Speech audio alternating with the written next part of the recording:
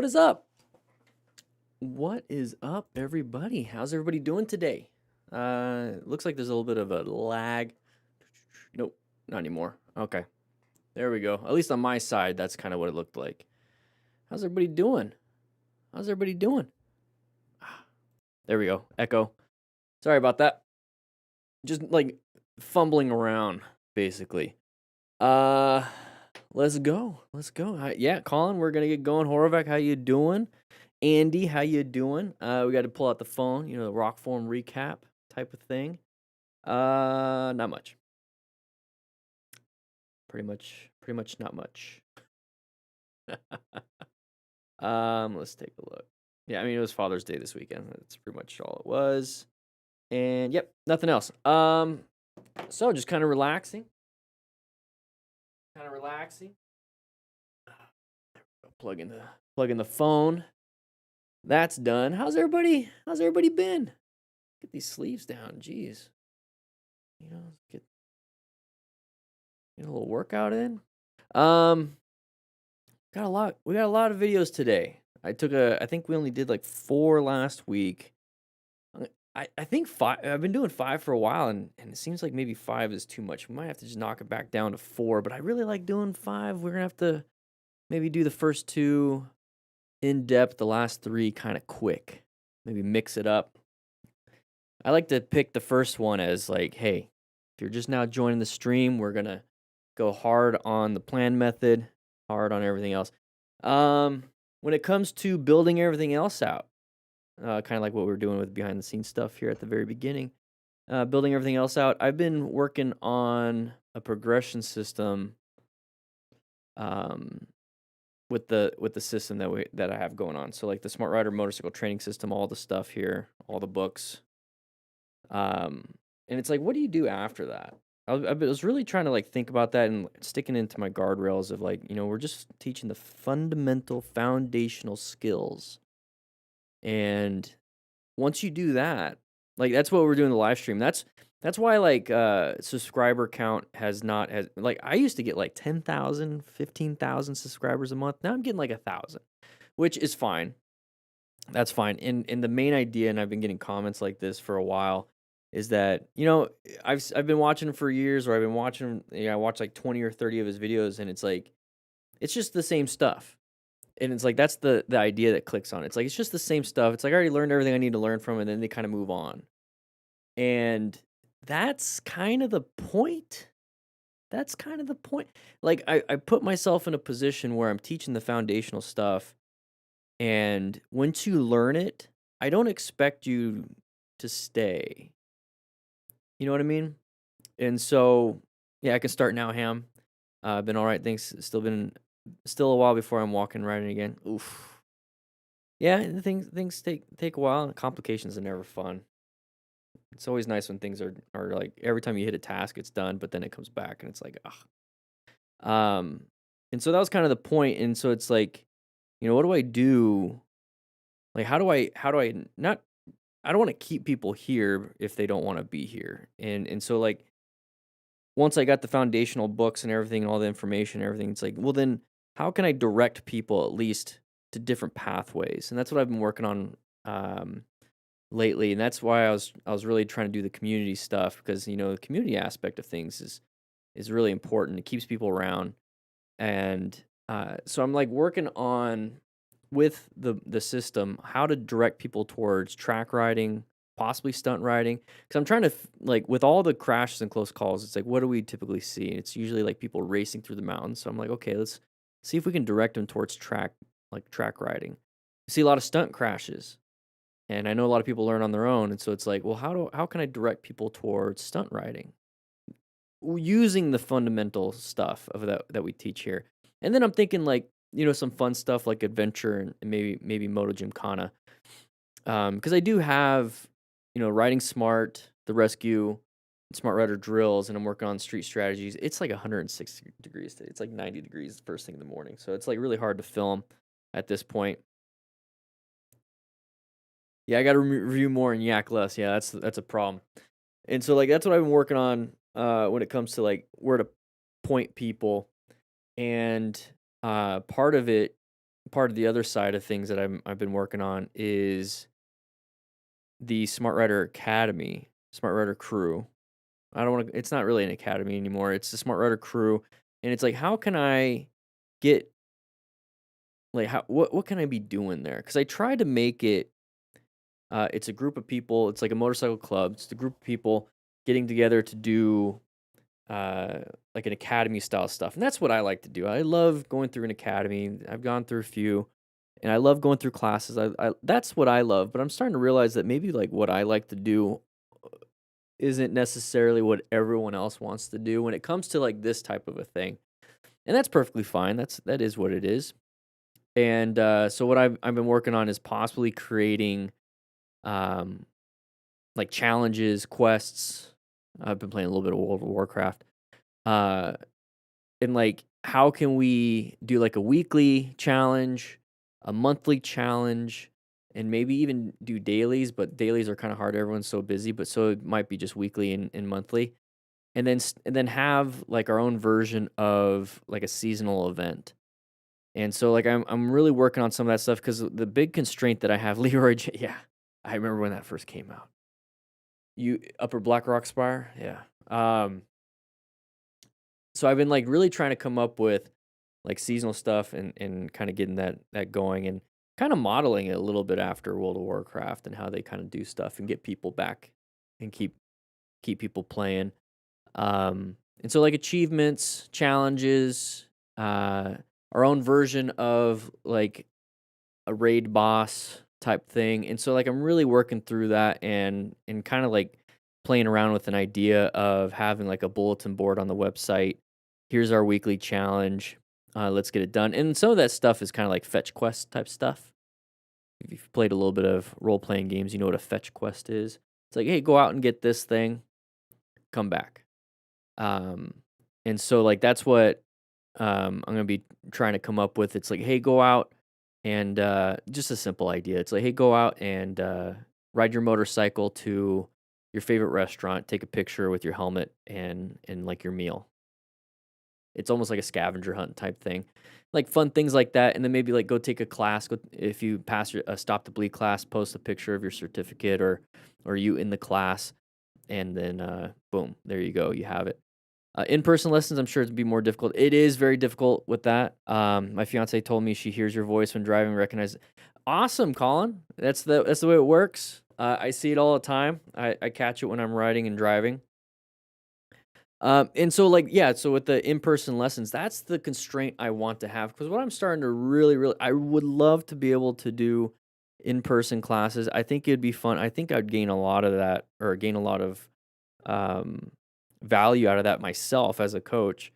And one thing that I've learned doing what I do here and doing pretty much anything like physical fitness and whatnot is that sometimes it's good to put a constraint on your goal.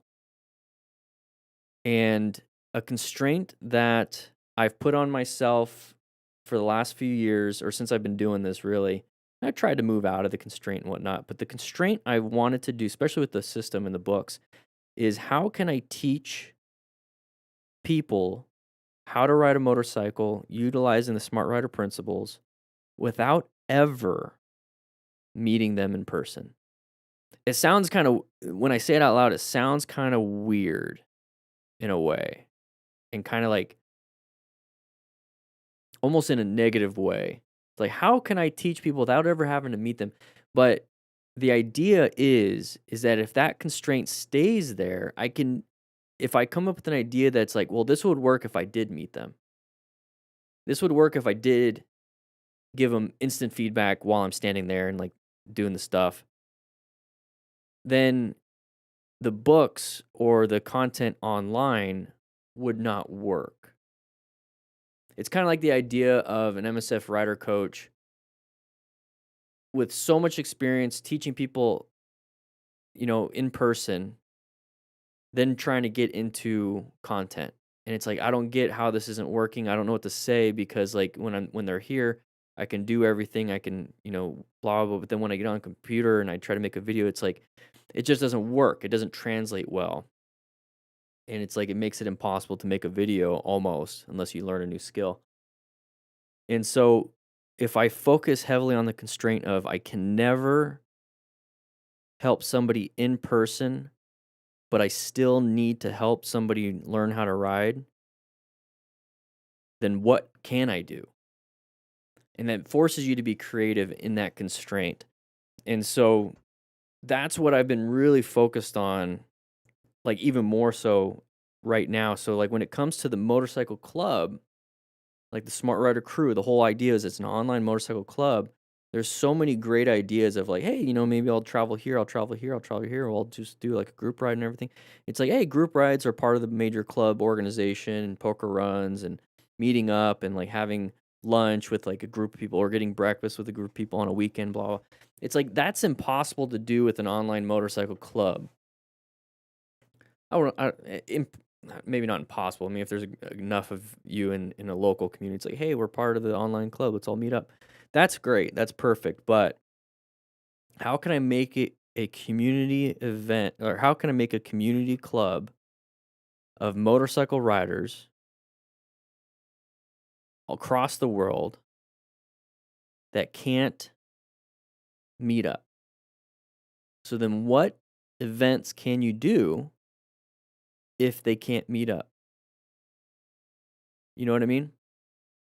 So that's the constraint. So now you have to come up with stuff where people can be a part of a community that they don't need to meet up.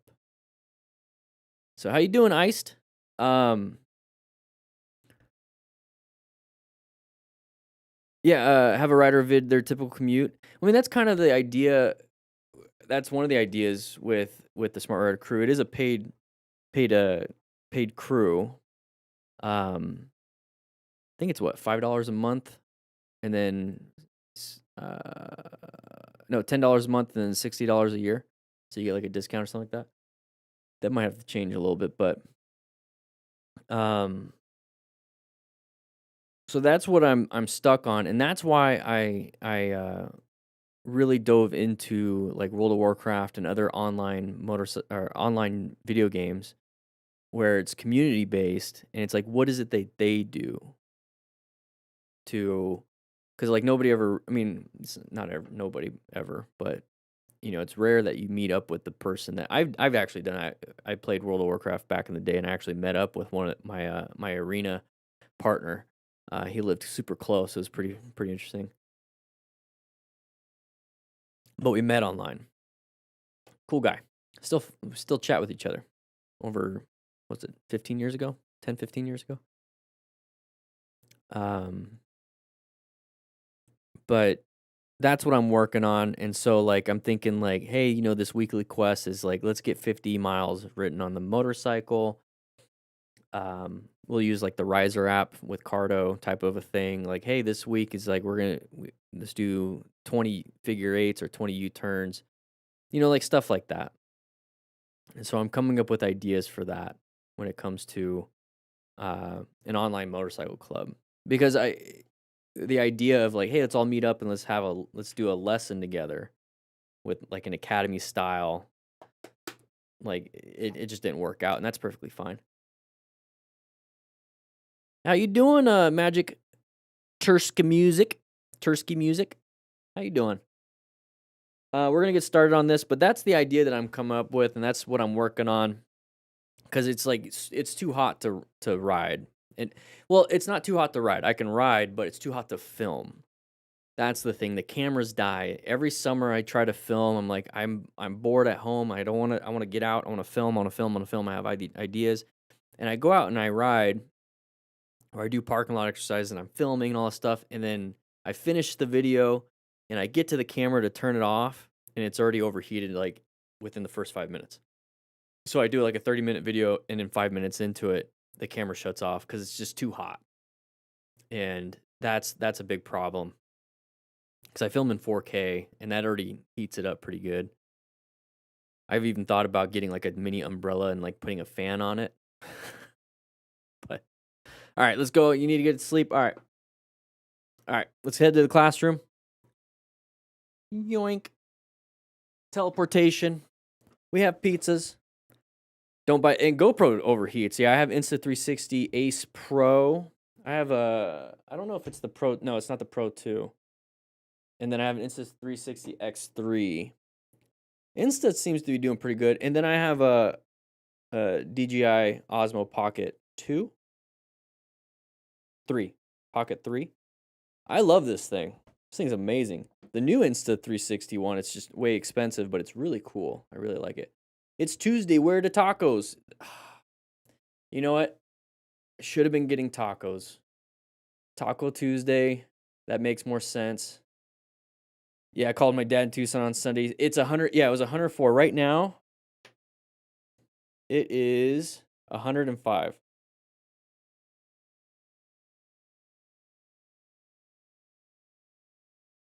See, it's 105, and it's going to be 108 at 2 p.m. I was going to walk to the post office. That's going to be brutal. Every time you guys order something that I have to actually ship out, I ruck to the post office. I put 15 to 20 pounds in my backpack, and then I put the packages in the backpack. I can only carry 3 at a time. So sometimes if I get too many, I do multiple trips, and it's a 3-mile round trip. So it's about an hour because I have to go in, stop at I have to like wait for the crosswalk at the stoplight, and I'm rucking, and I just enjoy it, and I enjoy the heat because I'll do it and I'll be in the heat and I'll come back and I'm like soaked, I'm sweaty, I stink. My backpack, I need to wash my backpack. It's like a big. I'll just show you.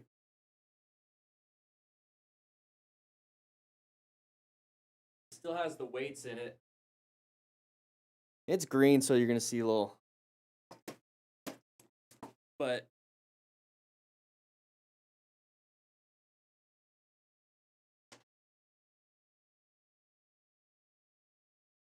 I like doing that. Nice little ruck.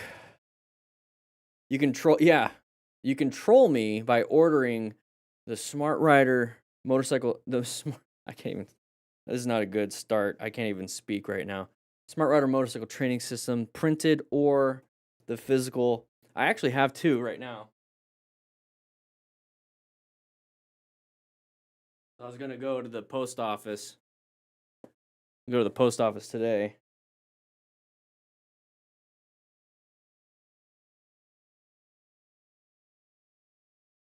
After this live stream. So if anybody orders anything during, there it is, free United States shipping.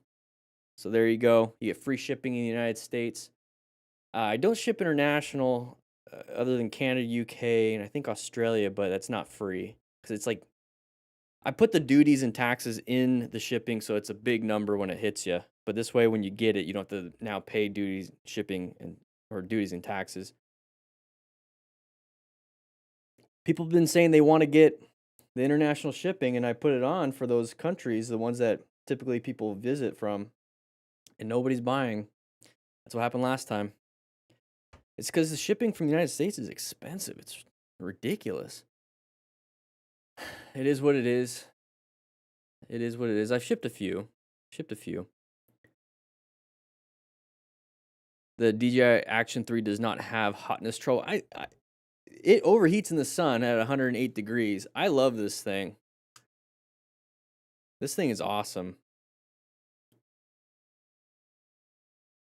And it's perfect for when I have it on the tripod. But I have the action camera and the 360 for when I'm on the bike.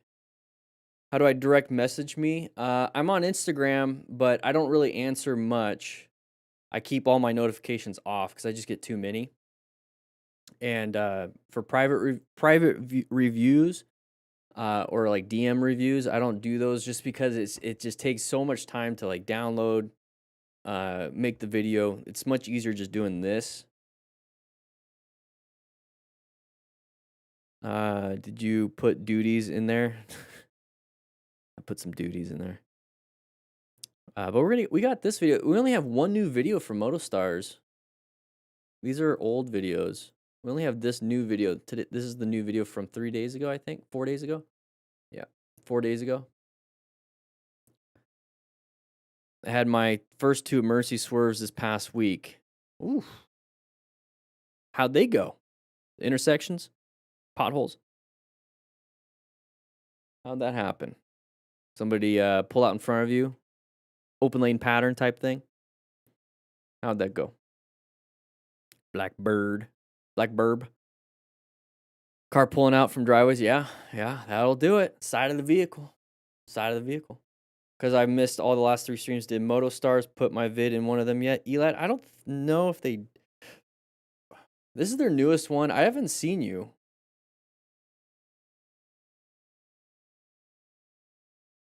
Our old bikes. Bagger. Oh, that's a long one. That's what she said. Lucky Moto. That guy went off-road. 536 Scott. CBR Mill. I haven't seen these. I don't watch the videos before we get to them. No, I don't see you in this one either. I haven't seen you.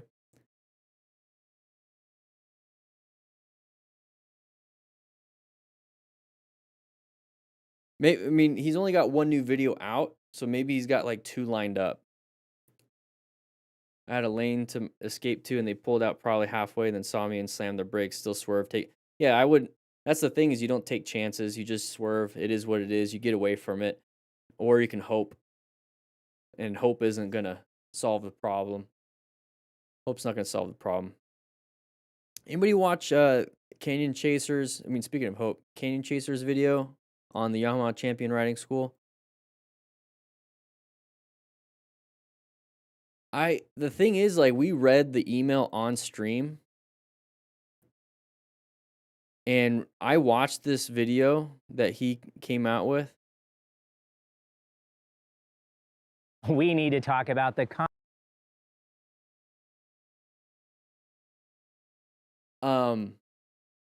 It was basically the whole email in a video. Like, when he was it's like the script was very much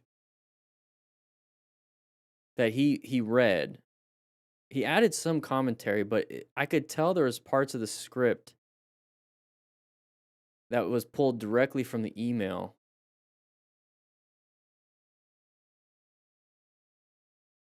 And he offers a Champ School discount, so...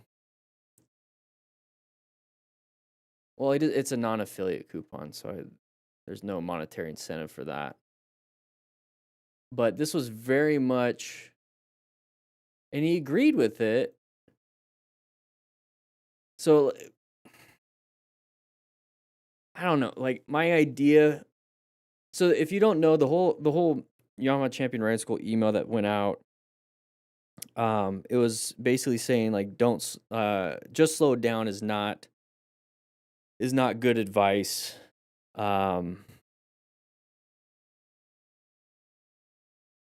I don't know. I thought about this for a while since that email, and I've been thinking about it with some of the feedback and comments that you guys were saying, and then after watching that video, it kind of got me going again. When it comes to track day riding, Yamaha Champion Riding School, stuff like that, California Superbike and all this other stuff, track day schools, absolutely. It's good. They're good skills, absolutely skills that you can use at any point in time during your rides. You're going to learn trail braking. You're going to learn how to navigate corners at higher speeds. All these things. There are extra tools that you can put in your toolbox to make you a better rider. Absolutely agree. When it comes to the typical motorcycle rider, I wonder if there's stats on this. I want to look it up. I have to assume, I think we all can assume, is that the vast majority of motorcycle riders ride on the street, and they typically commute and or ride for fun when they have time. So I'm not going to say weekends. 'Cause weekends, that's when you have a lot more time, but that's based on like a normal work schedule. But if you get home from work and you're like, I'm going to go for a ride, so I'm not going to say weekends. So you're typically commuting to work, for errands, or riding around for fun, but for the vast majority of people, you're riding on the street. So I just talked about constraints earlier when it comes to the online motorcycle community that I have. So if the constraint I want to stick with is on the street, you're on the street. So if you're on public roadways on the street, you're not the only one on the street. You're not on a closed course without cross traffic. You're not on a closed course with asphalt that has been meticulously taken care of. So there's no potholes. They do checks on everything for gravel. They keep it clean. There's EMS on site for the most part. I think they should. I wonder if that's an insurance thing. And it's only one direction, so there's no head-on traffic type stuff.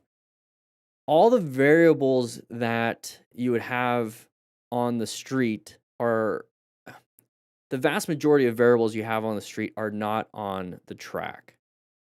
And so the track is a great place to progressively overload your skill set and learn new skills.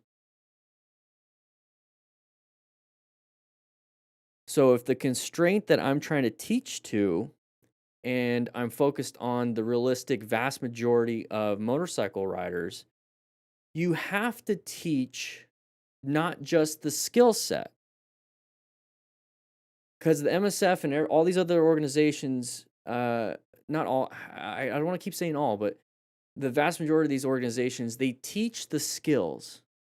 They how to manipulate a motorcycle skills, how to brake, how to accelerate, how to turn, how to swerve, how to shift effectively, how to do the advanced version of braking. So threshold braking. I mean, progressive braking is basically threshold braking, but it's just like an extra layer. Trail braking, how to quick shift, how to do clutchless shifting, like all these like little like how to manipulate the motorcycle skills, the rider to the motorcycle skills. And that's great. But when you're on the road, that's one part of your skill set. The other part of your skill set is how to navigate road traffic, how to anticipate road traffic, uh, how to kind of see what's coming and understand road behavior. That is a massive skill that is needed. Now, the skills to manipulate the bike will get you going, will get you from point A to point B and all this other stuff if there's like nothing bad happening and all these things. And everything kind of lines up well because the skills are just getting you from point A to point B on a motorcycle. But the driver behavior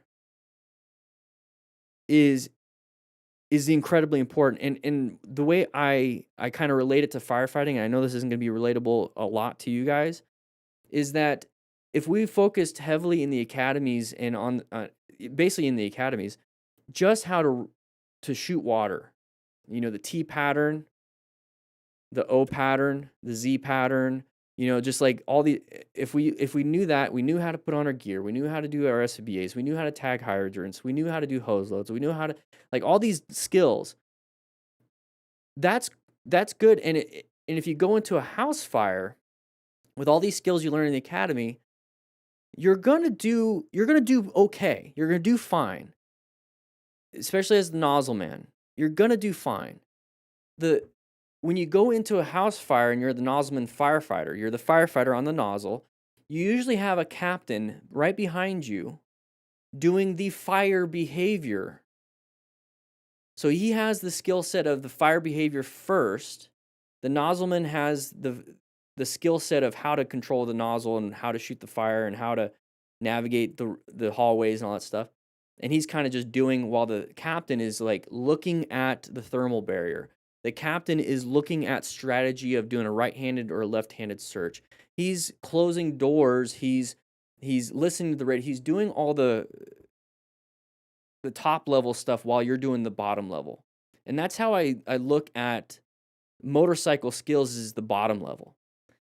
you need to have the top level of understanding, hey, we have fire rolling over. Hey, temperatures are climbing. Smoke is banking down further and further and further. We need to get to the seat of the fire. Hey, we're getting into a flashover condition. Hey, we've been inside the house for over 8 minutes, and anywhere between 5 and 15 minutes of an attic fire, we have a chance of roof collapse. So we need to understand fire behavior. We need to understand building construction, all these other things, and that's what the captain is focused on while you are doing the firefighter stuff. And my job as the firefighter is also understanding enough of the fire behavior, enough of the building construction, enough of the stuff so that I can also, if my captain is overwhelmed or he has too many things going on, I can also see the stuff and I can also relate to him. Hey, we've been in this house for 15 minutes and we still haven't been able to put the seat of the fire down. We're coming close to our SCBA. We can only get 25 to 30 minutes if we breathe perfectly. It's been in the attic. We probably need to go out and do a defensive fire. Just my suggestion, Captain. And he might be like, "Oh yeah, you're right. Let's go." So to relate it back to motorcycle riding is that if you are just going and getting the skills, there's an opportunity for you to miss in terms of firefighting. You're going to miss the fire behavior. You're going to miss the building construction. You're going to miss the underlying things, the enemy of yours. Like the enemy is the fire. You're not going to understand the enemy. You know how to kill the enemy, but you don't know what the enemy is capable of doing. When it comes back to motorcycle riding, yeah, you know how to navigate the roads effectively and really well. But if we want to put an enemy out there when it comes to road riders, it is other drivers on the road. It is the potholes. It is the randomness that can happen. And your skill set is going to hopefully save you on that. But if you don't know what the randomness is, if you don't know what the possibilities are that can happen, you're never going to be effective in avoiding that. Because I can fight a fire until my SCBA goes out, and I can just stay in there as long as I possibly want and just keep messing around fighting the fire. But if I don't realize that I've been in there for too long, and things are like random things that can happen, that's how firefighters get complacent in their skills and die. And so learning more and more skills is not going to keep you safer. It's going to give you more tools. And so this whole idea from all these schools out there uh, teaching, hey, skills, skills, skills, skills. It's good to learn the skills, but it's not the full picture. It's not the full riding experience. And the big problem, one of the main reasons why I left the MSF, one of the main reasons why I left is that they only teach what is quantifiable. They only teach you what is quantifiable, and that's skills. Because how are you going to quantify seeing an open lane pattern? How are you going to quantify an intersection? How are you going to quantify a left turner? How are you going to quantify all these things? Potholes in the road. How are you going to how can you test that? You can't test that. You can only test if they effectively did a U-turn within a 20 to 24-foot box, depending on the CCs of the motorcycle. You can test a swerve in between cones. You can test these things, a tight turn without hitting. You can only do that so that for an example, when we watch these videos and I'm like, hey, there's an open lane pattern, watch, somebody's gonna pull out. It is an open lane pattern, but then in that video, somebody doesn't pull out. So did I fail? I didn't quantify. I couldn't, did I? No, it's like, no, the pattern is there. If it happens or it doesn't matter. I recognize the pattern. And so if something could happen in that situation, so I'm going to increase my space cushion. I'm going to recognize that somebody could come out, so I have an escape route. And if somebody does, boom, I use it. If somebody doesn't, okay.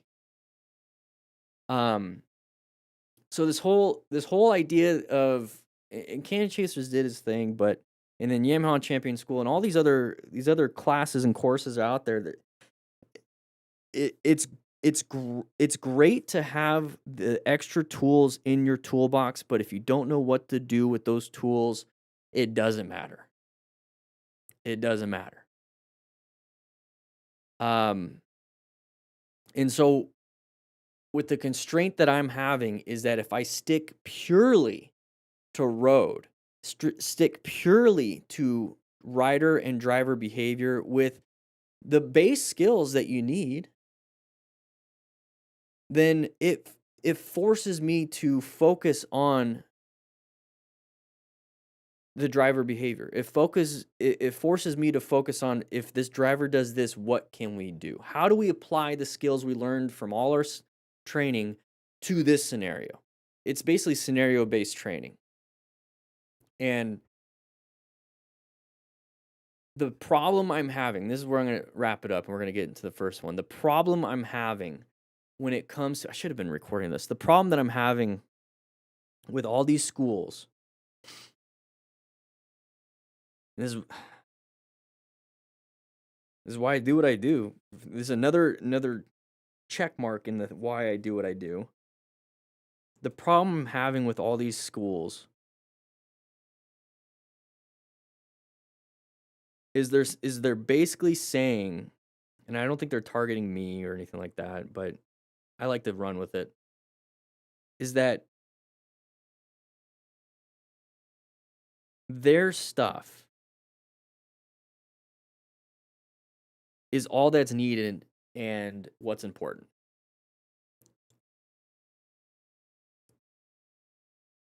I'm not a fan of that. When somebody tells me, "Hey, just listen to me, don't listen to anybody else," it makes me not want to listen to them and it makes me want to listen to everyone else. And so I don't like that mentality. I don't like, "Hey, we're the final answer." I wish these schools, I wish trainers, coaches, educators would say, "This is how I would do it. I find this incredibly important. This is just a drop in the bucket of the education you can get. Take my information, take my coaching, and add it to the toolbox that you have, and go out and get more tools. Get enough tools where you can do what you want, what you want to do as safely as possible." I have recommendations on what tools to have, and if I can't provide all of them, here's where you go to get the rest.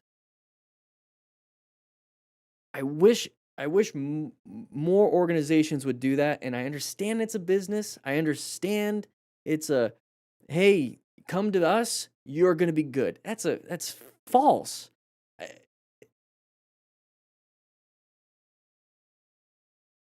I don't know.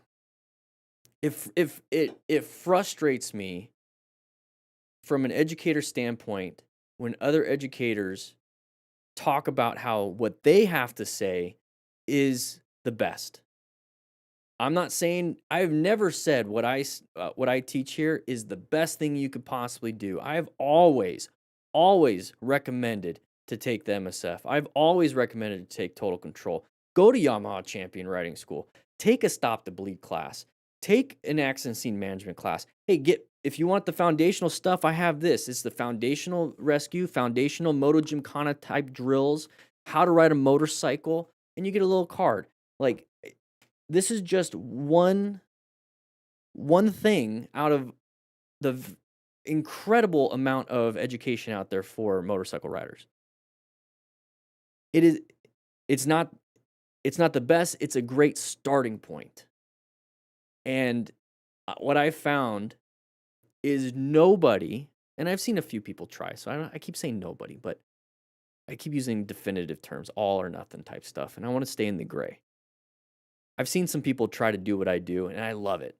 I love it because they're bringing their own experience to it. They have different insights, different lenses, a different frame of mind when it comes to just crashes. Like crashes are crashes and close calls are close calls. But if a motor officer talks about it like I do, it's a different life experience. I come from my life experience as a firefighter, MSF rider coach, and a bunch of other things. And I realized it's about driver behavior. You have to understand. You have to understand the enemy. And enemies don't mean I don't. When I say enemy, I always try to remind you guys, everybody that's on this road that you crash into, or like all these videos crash into and all this stuff. It's usually incompetence, not maliciousness. So it's not that that they're an enemy in terms of they're out to get you. They're not out to get you unless we see the road rage stuff. But they're not out to get you. They make a mistake and it causes you to have a life altering or life ending thing. So threat. Okay, so better term. So the threat out there is other drivers and the road itself. Drivers and the road itself are a threat. So you have to understand the threat. You can't just be like, "Well, I'm going to get more and more skills. Now the threat kind of disappears." No, the threat's always there. So understand the threat. Understand what the typical thing happens. Like, what is the behavior of this threat? Nobody's teaching that. Nobody's teaching that. And there's so many studies. We could, I'm just chatting now. We're coming from the motorcycle training frame, the motorcycle training lens. We're coming from motorcycles first into the environment of the road. Right? If we went into the driver training, if we went into semi-truck driver training, if we went into the International Association of Professional Drivers, or if we go towards firefighter driving training, EMS driver training, if we go into cop or police officer driver training, there's so many different frameworks that we can come from. And in a lot of those frameworks, they talk about driver behavior. But since we're coming from the motorcycles only, what I've recognized is that there's nobody talking about road behavior. In the motorcycle training specific industry coaching, it's all about skills. It's all about skills. I don't understand why nobody is going towards driver behavior. See, that's another thing. So Horvath, it's like part of theoretical curricula in European countries is that you guys talk about this kind of stuff, and it's like that's a big difference between the United States and other countries. I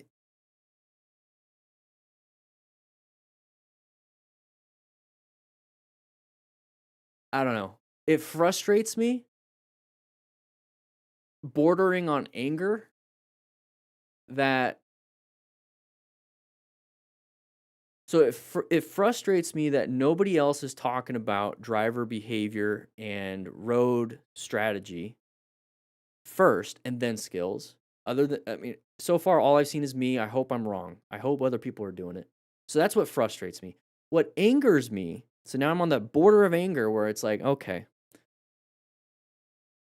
is that the schools are actively saying the skills are more important.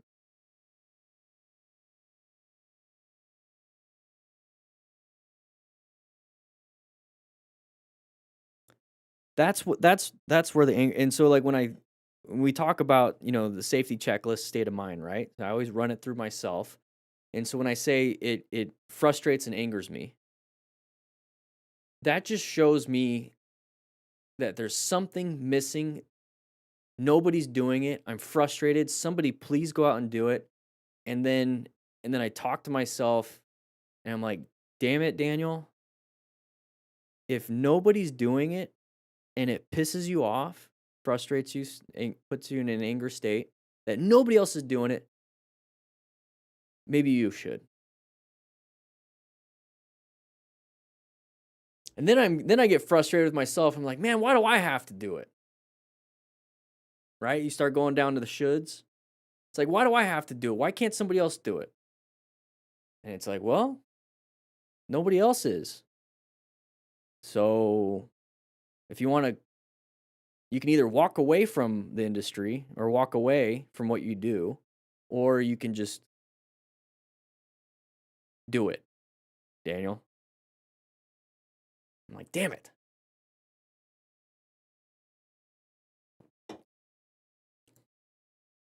So that's why I'm here, full circle. That's why I do what I do, because nobody else is doing it. And I believe this is incredibly important. And Horvath, I appreciate what you said earlier. I saw it, that you find what we do here. I say we because I'm involving all of you. There's nobody else. It's just me editing, doing everything. It's a one person thing. Zero help other than a bookkeeper and an accountant. That's why I do. That's why I do what I do. I love living in should land. A lot of people love I can't stand should land. I can't stand it. I don't like myself when I start saying because it's based on expectation, right? I expect the motorcycle training industry to talk about this. And I don't see it's like the smallest blurb ever. It's like people that become doctors and advise you on nutrition. It's like you guys had 8 hours of nutrition training out of like your doctorate. And it's like, what are you telling me about nutrition? You don't know, so you have to go to a dietitian. You have to, and even then, it's like, I don't know. It's because I used to teach the MSF. I mean, I got the basic rider course. It has my name on it, Daniel. I used to teach this stuff. These are the range cards that they give you to work on and to set up the course. And I have like a big instructor book. And I remember teaching it, and the only thing that we did about road strategy was like the little bit of slides. It was like 20 minutes of slides. And I'm like, this is kind of a big thing. Like, because I already came from firefighting at that point. I was like, this is a big thing. Like, I used to drive an ambulance. I would drive 100 miles a day on the ambulance. And think about that. Each call was only about a 9-mile round trip. So I'd run 10 to 20 calls sometimes. And it's like, when I'm driving the ambulance, you'd be surprised how they don't even see me. And I have to, when I'm entering an intersection, I have to double check everything. When I see that I'm on this side, I have to, especially lights and sirens, everyone pulls to the right, right? So when you're lights and sirens, everyone's supposed to pull to the right. Let's just assume they do. That's an open lane pattern. There's a big long stack of cars on the right. I'm going down the left. There's an opportunity for somebody to pop out. And they do. It's weird. They do. And then, like, it's so unpredictable. Like, people start turning and, like, they don't know where to go. And you're going lights and sirens. You're not going fast because, like, it's all craziness, right? I purposely would slow down because it's all crazy. And, like, they don't know what to do. Oh, my God, lights and sirens. Where do I go? Where do I go? And then people would go into the intersection. When I'm trying to get through the intersection, they would, like, do all this crazy stuff. And it's like, you start to recognize when people don't know what to do. When people are panicked, they do really weird things, but I've done it for so long that it's like I can see what they're gonna do. I already know that they're in a panic. I know what they do when they're panicked. I know what they do when they don't know what to do, because I've seen it dozens of times. You need to think about that. The person that goes into the intersection because they're freaking out, right? That's the one time they've ever had to do that. It's the first time they've ever been in that situation. When they go driving, they hardly ever have to pull over. Maybe like once every month or 2, 3 months, 6 months. When was the last time you guys saw an accident driving, right? When was the last time you saw it? When was the last time you saw a fire truck, like, going lights and sirens down the street? So, like, maybe once a month when you're actually out and about. When you're driving the ambulance and the fire truck, it's every shift. So, like, I would get more exposure to that than most people would. And so I would see all these craziness, and it really developed a system because at the end of the day, the whole point of me going through and doing all this stuff, well, first of all, is to do the calls, but I'm protecting my paramedic. And if I have a patient in the back with my paramedic, I'm protecting the patient and the paramedic. And so, and of course myself, but like those are my focuses. And then also I don't want to have to do a write-up ticket if I crash the ambulance. It's like now I'm gonna have problems, right? I don't want to get written up. And so, or remedial training. So I was very focused on safety when it came to driving an ambulance. And so, like, I just translated that to motorcycle riding, and it's like, oh, all the road behavior that I saw driving an ambulance, I take it here. And so when I think about, and we're gonna get into, I'm sorry guys, I'm just chatting. Hopefully this makes sense. I should have been recording this. Um, when I see a track racer, when I see like a MotoGP racer or any type of racer that comes from, I've done 15 years of riding professionally, amateurly, whatever it is, and now I'm teaching. Their teaching lens and framework comes from track. My teaching and framework comes from driving an ambulance for 10 years. So their focus is how to get through a track quickly. Skills, skills, skills, skills, skills, skills, skills. My focus is have the base skills and understand what people are going to do on the road. And so I think that's where everyone's coming from when it comes to like Yamaha Champion Riding School, Superbike, all this other stuff, and the MSF. Like they have to teach the curriculum. They have to. I remember it literally says, I could get in trouble for this, I think. It literally says at the very top 30, 35 minutes. And each one says like, 10 to 15 minutes, 35, 40 minutes, 35, 40 minutes. And at the very top, it's there because they would literally tell you, start your timer when you start the exercise. And then when you get to this time, move on. That's it. Move on. And the idea behind that is because you had to get through all the exercises in the allotted time. But it I don't know. The MSF is literally teaching to the motorcycle operator skills test. That's what it is. They're teaching for your endorsement. Track day stuff is teaching how to be closer to a track rider, to get you closer to a track rider. MSF is teaching you to get to endorsement. All these other courses teaching you towards their standard, right?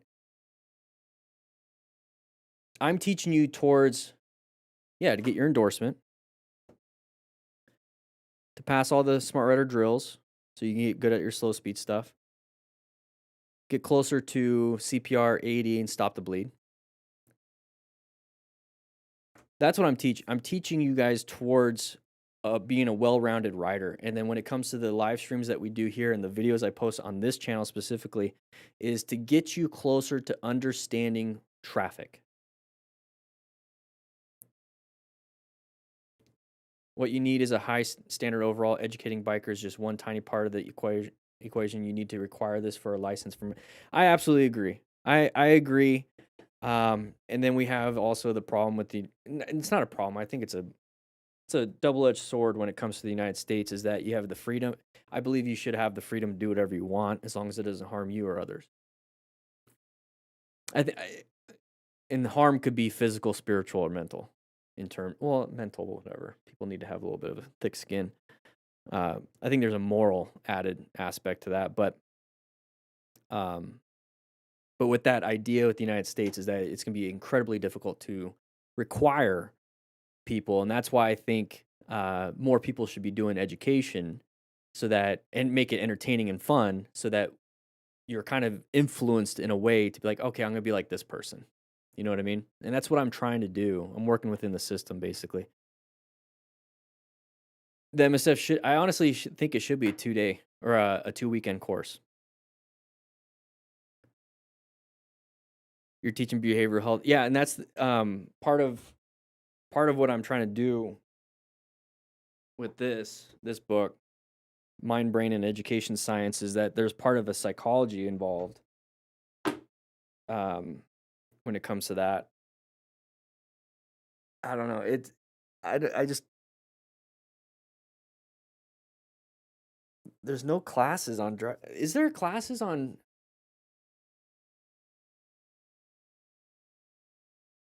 driver and road strategy?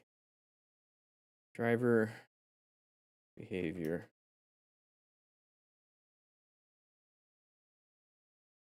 Driver behavior and road strategy revolve around proactive awareness and risk management. And it's like,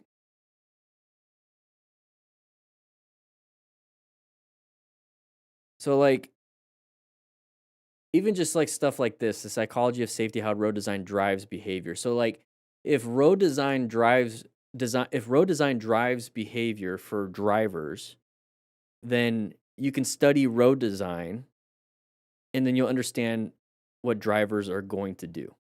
That's what I see.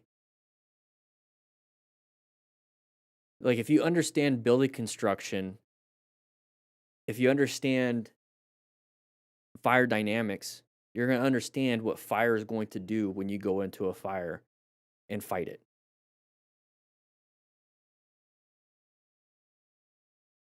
I don't think there's anyone doing that with car crash. I was thinking about doing it for cars because there's a bigger market for cars. I was gonna call it uh, driver training concepts, motorcycle training concepts, driver training concepts. I don't know.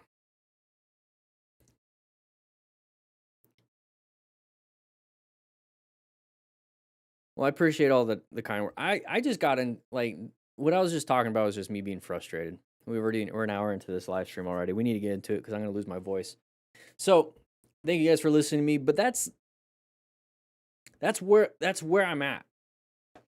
That frustration, that anger, those are all signals into what should you be doing. And for me, when I get frustrated and I get angry that there's not a solution to a problem that I see, I go out and make it. I make the solution. And it's kind of a good thing even today because I established motorcycle training concepts in 2020. So 6 years of this company. Before that was DanDanTheFireman. The simple fact that 6 years later I'm still frustrated. Um, it's kind of a motivation in a way. I get motivated by my anger. um, yeah, I mean, laws prohibit. They could be prohibiting you from teaching behavioral health. There's definitely some liabilities with some of that stuff. There's liabilities with teaching how to do the skills of motorcycle training. That's why they have you sign a liability waiver. But when it comes to like, it really comes down to diagnosing. You're not allowed to diagnose. In EMS, um, it was I don't know if it was illegal or it was definitely against policy to diagnose. It's out of your scope of practice to diagnose a problem as an EMT or even paramedic. Like you can't diagnose, hey, you're having a myocardial infarction, which is a heart attack. You can't diagnose that. Every signs and symptoms point to it, but I can't tell a patient, hey, you're having a heart attack. I have to tell them their signs and symptoms and be like, I believe you might be having a heart attack. But we need to get you to the hospital so they can do tests. That's kind of like the most you can probably do with that like behavioral health type stuff. Even like driver behavior. It's like this is what it looks like. So like I'm gonna give you the awareness level of everything. If you want the definitive level of things, you need to get structured training type of thing. And that's how I always view everything I do right here. Passionate. Yeah, I used the wrong word, so I appreciate you guys pointing out those words because words have meaning. I used to watch you when I first started riding, but that bike got stolen years back this week, and I'm finally getting back on the bike, and I've come straight back. Thank you for being you, bro. Hey, appreciate that, double 30. the doubles, the doubly. Um, we're gonna watch this. This video I have not seen. I don't watch these videos. I mean, sometimes I'll see some of the same stuff over and over again because MotoStars does that sometimes. But this video came out 4 days ago. Let's jump into it. We're an hour into the live stream. Thank you guys for listening to me. I don't know. I get frustrated and passionate about a lot of things, but this one specifically, it's like, man, I see a gap. I need to freaking get into it. All right. So here we go. 3, 2, 1. Oh, I already hit record button. I don't have my pen out. There we go. Let's go ahead and jump. Okay. There it is. This is my pen. I'm already recording. I have to cut all this stuff out. So there's my pen. So that's what I do. I click this, and then I click delete, but I bring this down here so you don't see that. All right. Here we go, everybody. We have a MotoStars video. Let's take a look. We're going through the canyons, having some fun, going a little bit wide. Hopefully, found the escape. Okay, we're good. Yeah, we are good. So what we're going to be doing is going over crashes and close call. We just saw a close call, almost a crash, going a little wide in the corners. We're going to be using the Smart Rider principles as the basis of what we're doing here. So he doesn't have any gear, so acquire and use personal protective equipment head to toe, okay? I get it, at GAT, everyone makes fun of it, but trust me, it's going to help mitigate some accidents, even if you didn't, you didn't want to do it, right? DWE30, welcome to the crew.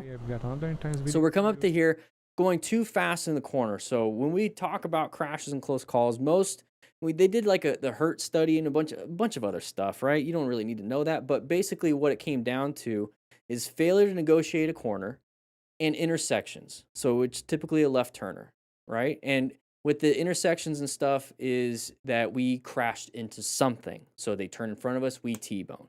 Okay, it's not typically somebody comes and hits us, we hit them.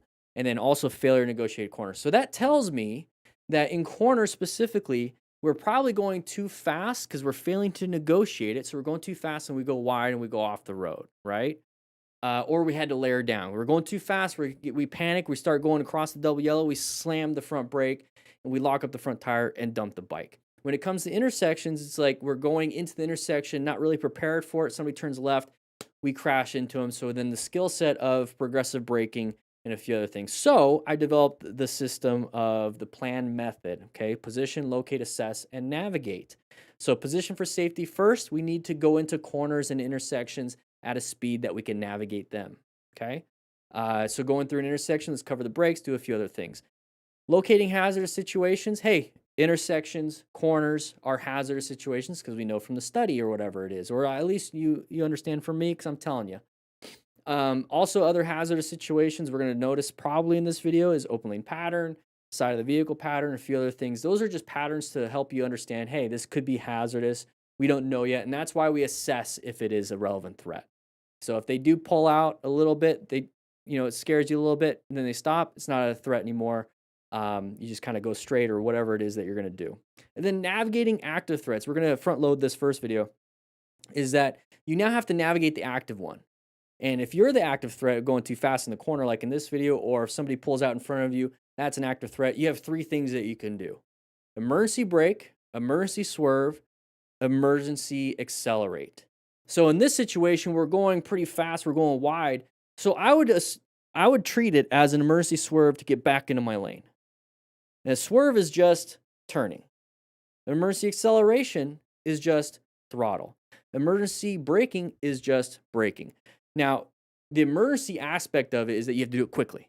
So we're going to do quick progressive braking, a quick turn, a quick acceleration. So you need to get good at that, and there's ways to practice that. We'll talk about that later. Or you can watch and read Okay, we're good. the Smart Rider motorcycle training system, because everything we're talking about in here is this. So he went too fast in the corner. Took that too fast. Took it too fast. Now, just apply this. We're going to go over it. Apply this. Are we in a good position for safety? We don't have good line of sight, good space cushions. We kind of have an escape route in front of us. Is this a hazardous situation to you? What's your gut say? Does it feel like it a little bit? Yeah, okay. Okay, you can manage hazardous situations, but you could also remove yourself from the situation. Any relevant threats? They're kind of relevant. There are no active threats, though. Not yet. Because nobody's stopping in front of you, turning in front of you. trying to hit you or anything like that. We're just kind of here in this image. So no active, but these are all relevant. Okay. Let's take a look. Oh, so now we have an active threat.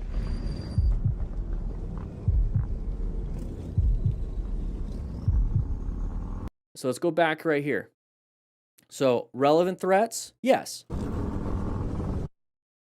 So this person slowing down in front of us becomes an active threat. We now need to apply braking. Makes sense. We could also swerve. If you want to emergency accelerate out, maybe not the best choice, but you have 3 tools and braking would be right here. And it's an active threat because it's right in front of you. The accident in front of you is a straight line. If you kept going, didn't do nothing, you're going to run into them. So you had to do something. That's the navigation of an active threat. And the goal is to put ourselves into a new position for safety. So we're navigating it. New position for safety. We got through. Now we're going to start locating new situations, new threats, new things.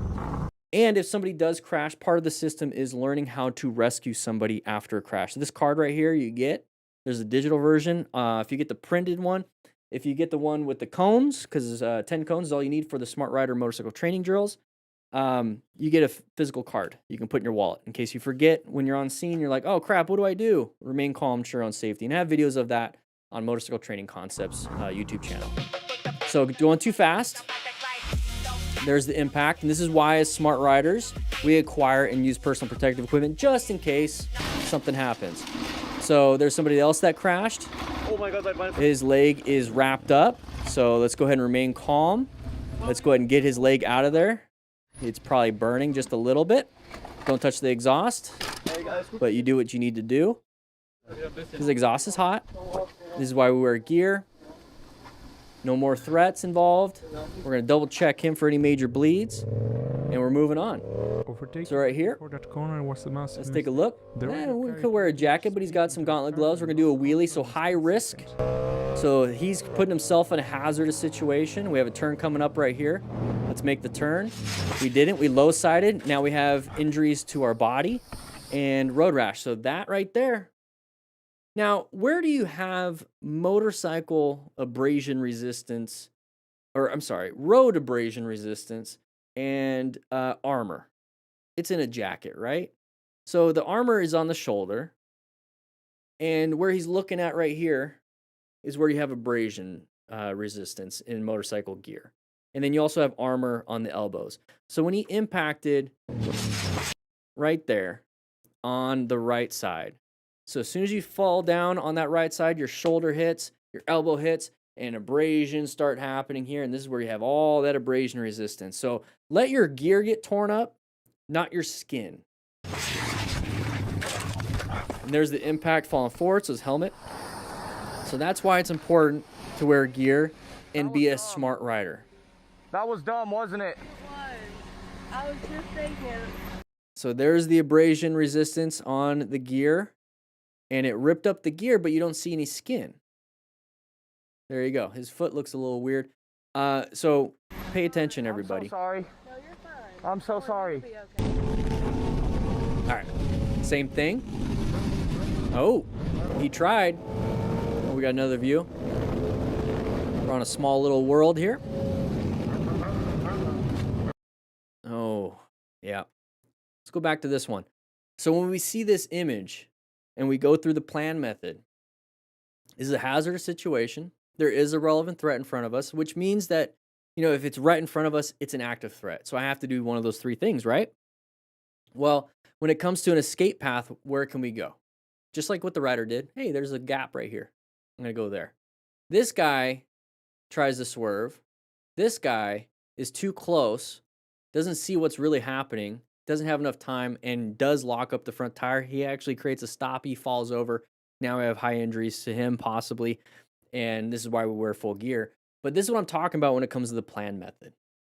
When it comes to position for safety, you want to have a good space cushion in front of you. You want to have good line of sight, and you want to have one escape path. This person did not have a good space cushion, did not have a line of sight, couldn't see anything past this guy really, and was able to, he reacted slower than the guy in front of him because he couldn't see, and his escape, he didn't have one. He didn't know where he was going. So this is why you should plan your ride and focus on the behavior. So there was the impact. So the bike probably hit the rider on the ground, and then we went up and over, and the bike looks like it went on top of us. So if you don't know what this part is right here, that is a cattle guard. It's kind of an interesting one. These bars usually go all the way across. If you're going to go over a cattle guard that has the bars all the way across, try to go over it as straight as possible. This one, be careful when it's raining because that metal part is really slick. So we're getting through here. There's another one. Sharp left turn coming up ahead.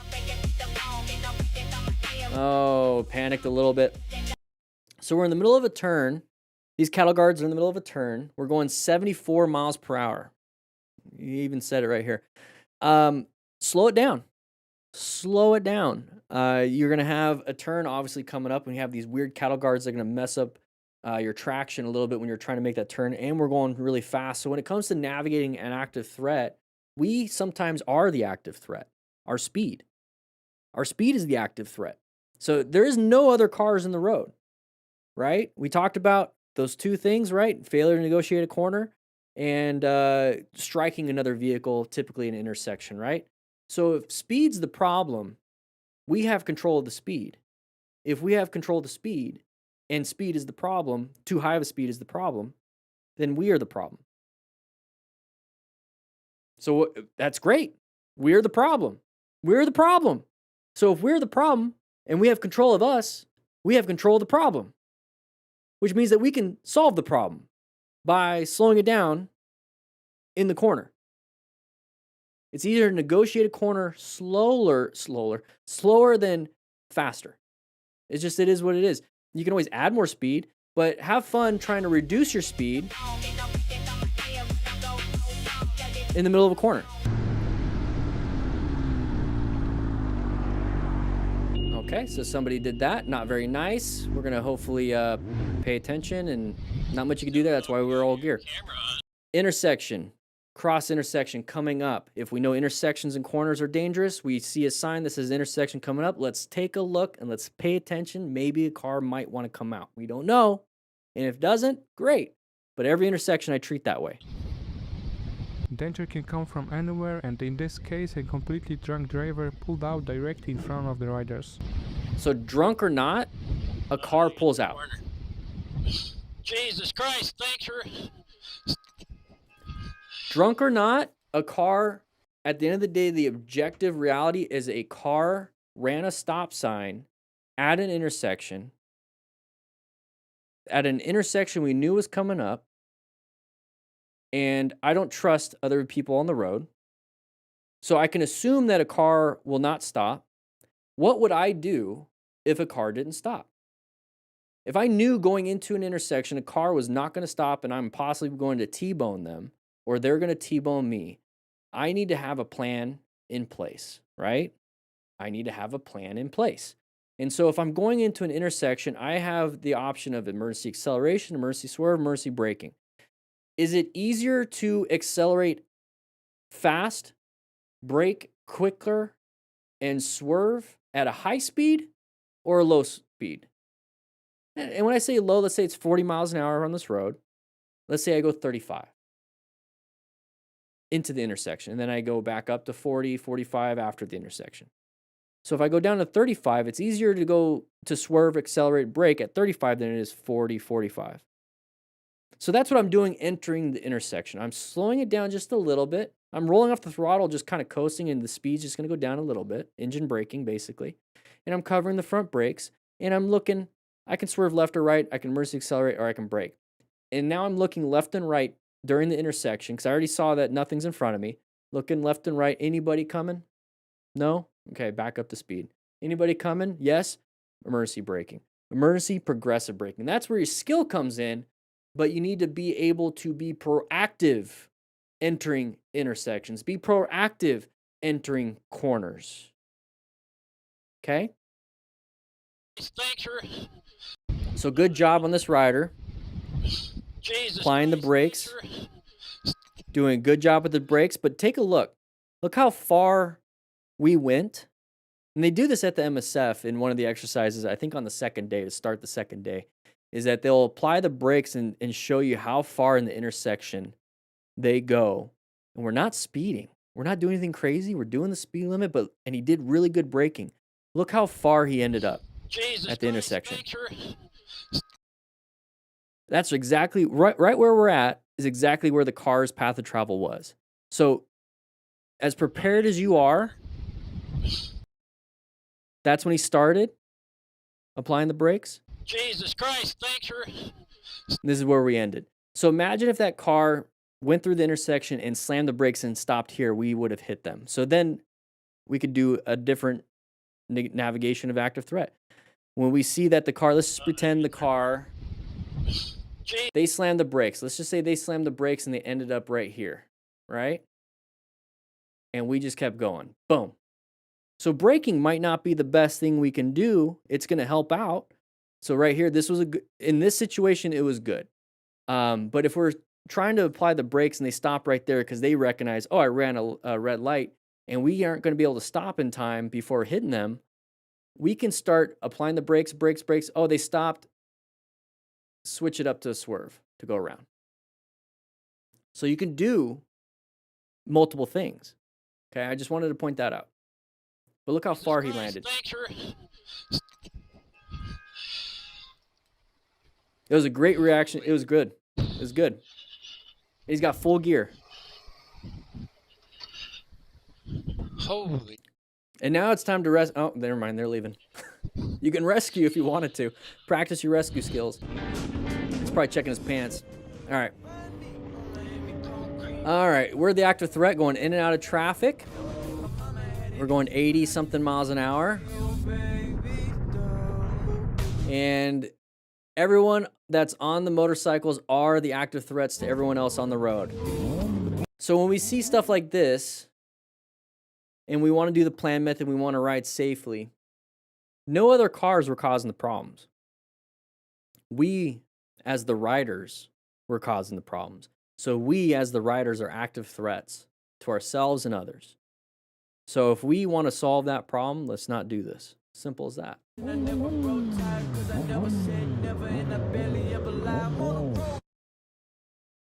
know if that's copyright music, but we're going to go ahead and do that. Yeah, and it's time to rescue. Let's go ahead and rescue.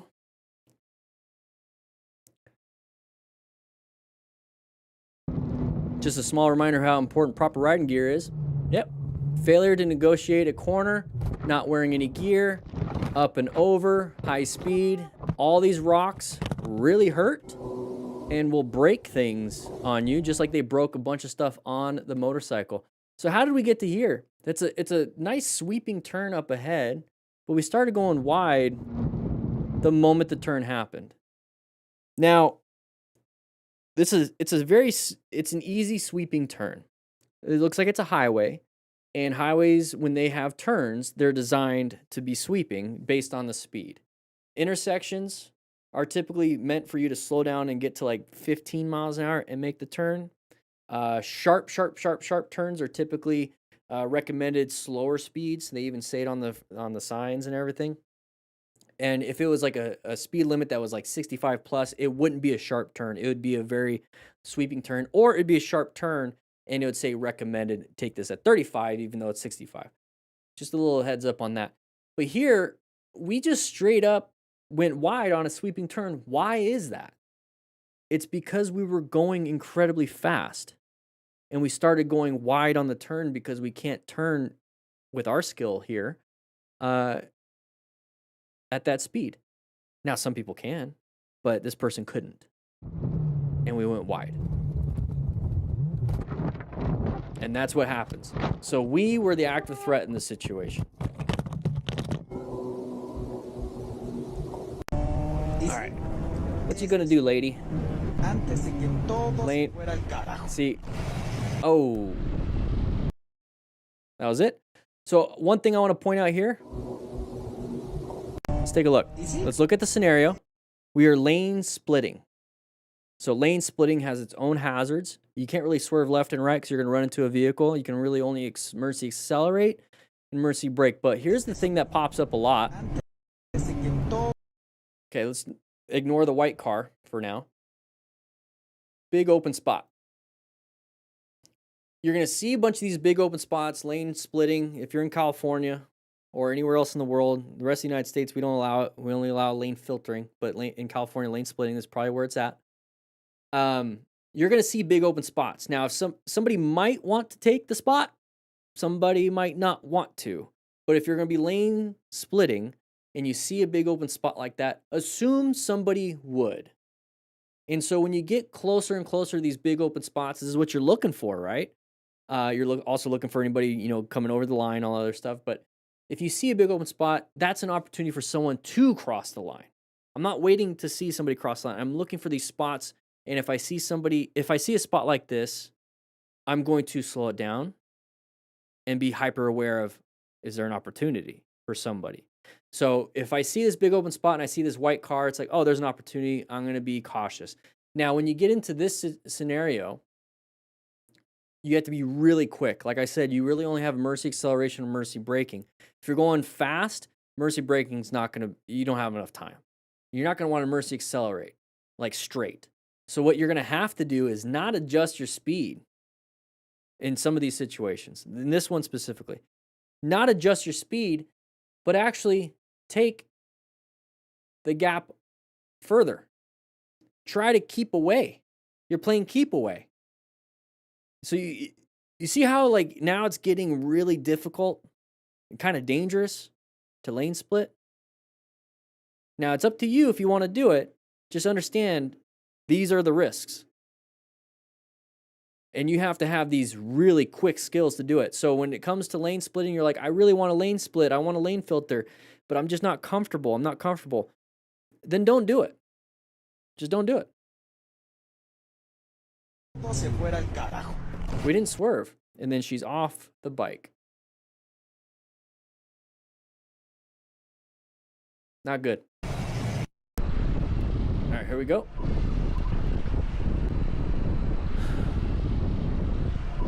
That was an open lane pattern. So I'm not too concerned about the car that hit the cones. So the car is the car. He did his own problem. But right here, what does that look like? Those of you that are in the chat, those of you that have been a part of the live streams for a very long time, grab your slice of pizza. What does that look like? We talk about the plan method, locating hazardous situations. We're in and out of traffic right now, so what we're doing is whatever, but what does this look like? That's an open lane pattern. That's an open lane pattern. So this is finally we get an opportunity to see what an open lane pattern is. Big, long stack of cars in a big open lane. It's like, but Dan, isn't that just called merging? Yes, you're right. It's called merging. You wouldn't merge with a car side by side with you, would you? Unless you have a big tank and they have a tiny little scooter, which typically happens. They're merging into the open spot. And so when I call it the open lane pattern, you're recognizing a pattern for an opportunity for merging into an open spot for them to go. Not a big deal, right? It's, neither good or bad that it's an open lane pattern. It's only bad if we're in that spot and they don't see us and they merge into us. Now, what did we do as a motorcycle rider also? We did it. We don't like this big, long line of cars. We see a gap, an opportunity, and we decided to go into the open spot. So it's not car drivers. It's just drivers. It's you as a person driving the motorcycle. It's this person driving the car. It's a natural road behavior. So if we want to know the threat out there, thank you, Horvath. If we want to know the threat that's out there for us on the road, we need to understand driver behavior. Okay? So we did the same thing. They did the same thing. Random car off to the right. Oh, crap. But I need to swerve right because this car did this. So I'm going to find the escape as best I can. So at this point, he sees there's nothing to the right. We have a car maybe in his peripheral vision. We see this in our focal vision. We're like, oh, crap. We have to go for the escape. And at this point, we're swerving. We might have to swerve and then accelerate. Because applying the brakes, we're going to get hit by this car over here on the right. If we apply the brakes, we're going to get hit by the car behind us. We have to now be aggressive and swerve and find that tiny little spot. swerve and accelerate out of it. And it's kind of what he does. You see it in his wrist. Watch his wrist. Watch his wrist. Right? There it is. So he swerved, and now that he's straight, I gotta go. Emergency accelerate. So how do we even prevent us from being in this situation?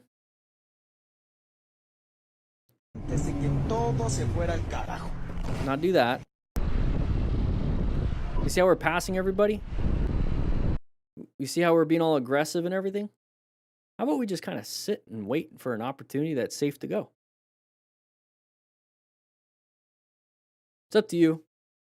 If you want to just sit and wait and find a safe opportunity to go, good on you. If you want to swerve and get through everything, fine, that's your choice.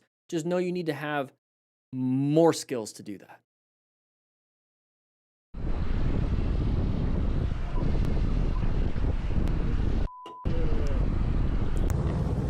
All right, more skills to do this too. Giving the younger rider heads up. High risk, But on the other lots of hand, people, riding not the like best slippery opportunity, routes and kind not of enough space behavior. cushion. I Yeah, mean, he's who is pissed. the He's like, dude, you hero came of the close to me. situation? You're going to hit my bike. I still have payments on this bike. I don't have full coverage. I should have gotten full coverage. I lied. I only have liability. If you hit me, I don't think you have insurance on that. Oh, now we're going to get pissed. Now we're going to get pissed. Side stand down, baby. Just don't be a part of this highly aggressive, high emotional stakes version of things, and it's not going to happen. So part of the safety checklist is state of mind. If you start recognizing you're getting yourself out of a safe state of mind and more of an aggressive one, you need to get yourself back into a proper state of mind. And this right here, this environment, it's going to be very difficult. I don't participate in group rides or rides like this because when I'm riding on the road with other cars, I'm already riding a group ride. I'm in a group ride with cars. The only time you're a solo rider is when there's no vehicles on the road. And I like that. I prefer that. But if you're riding in town, riding in stuff like this, riding in an actual structured group, you're in a group ride no matter what. You're in a group ride. And that's just chaos. All right, are we gonna have a failure negotiated corner? There it is.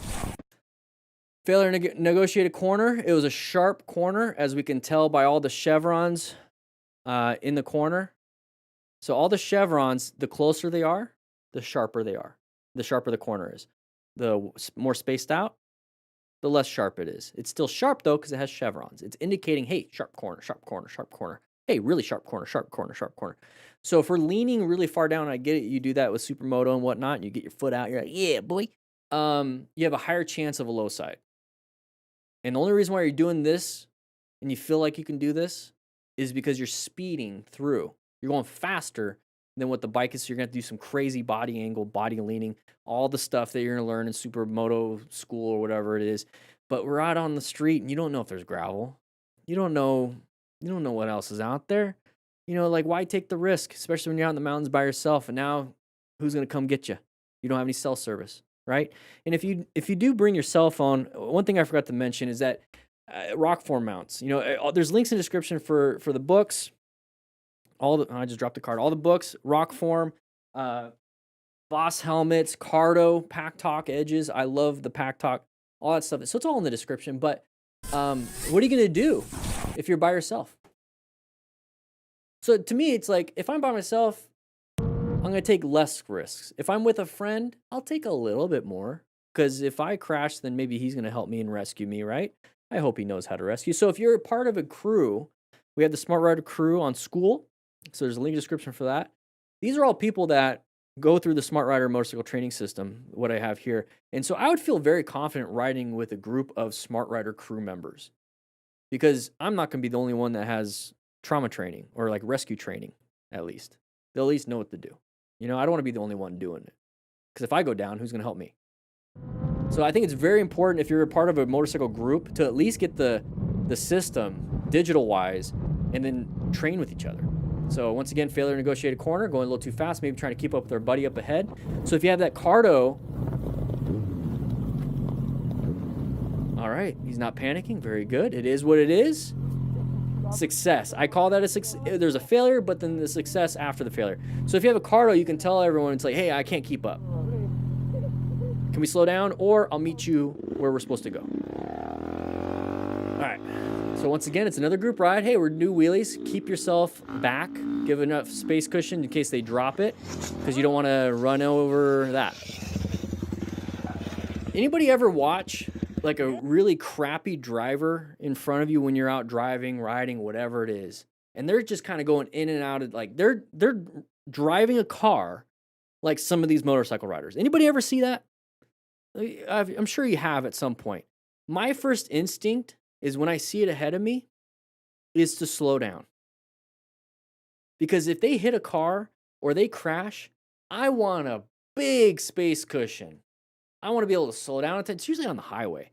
I want to slow down enough. I want to make sure I have big opportunities for escape routes. And then, sure, I have my trauma kit, so I'll help out. But I'm not going to be close and be like, let's take a look.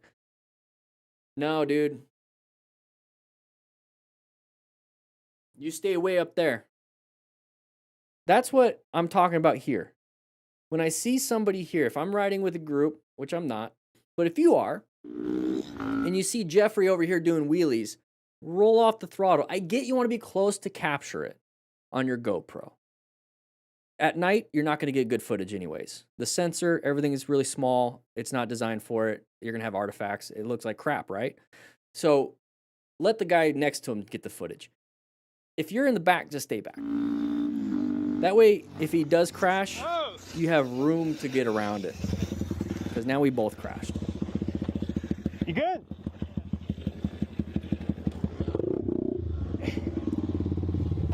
Yeah, riding in a pack is a completely separate skill. Oh, that's a ladder. It's been run over a few times. You don't want to hit that. So road surface hazards, swerve out of the way.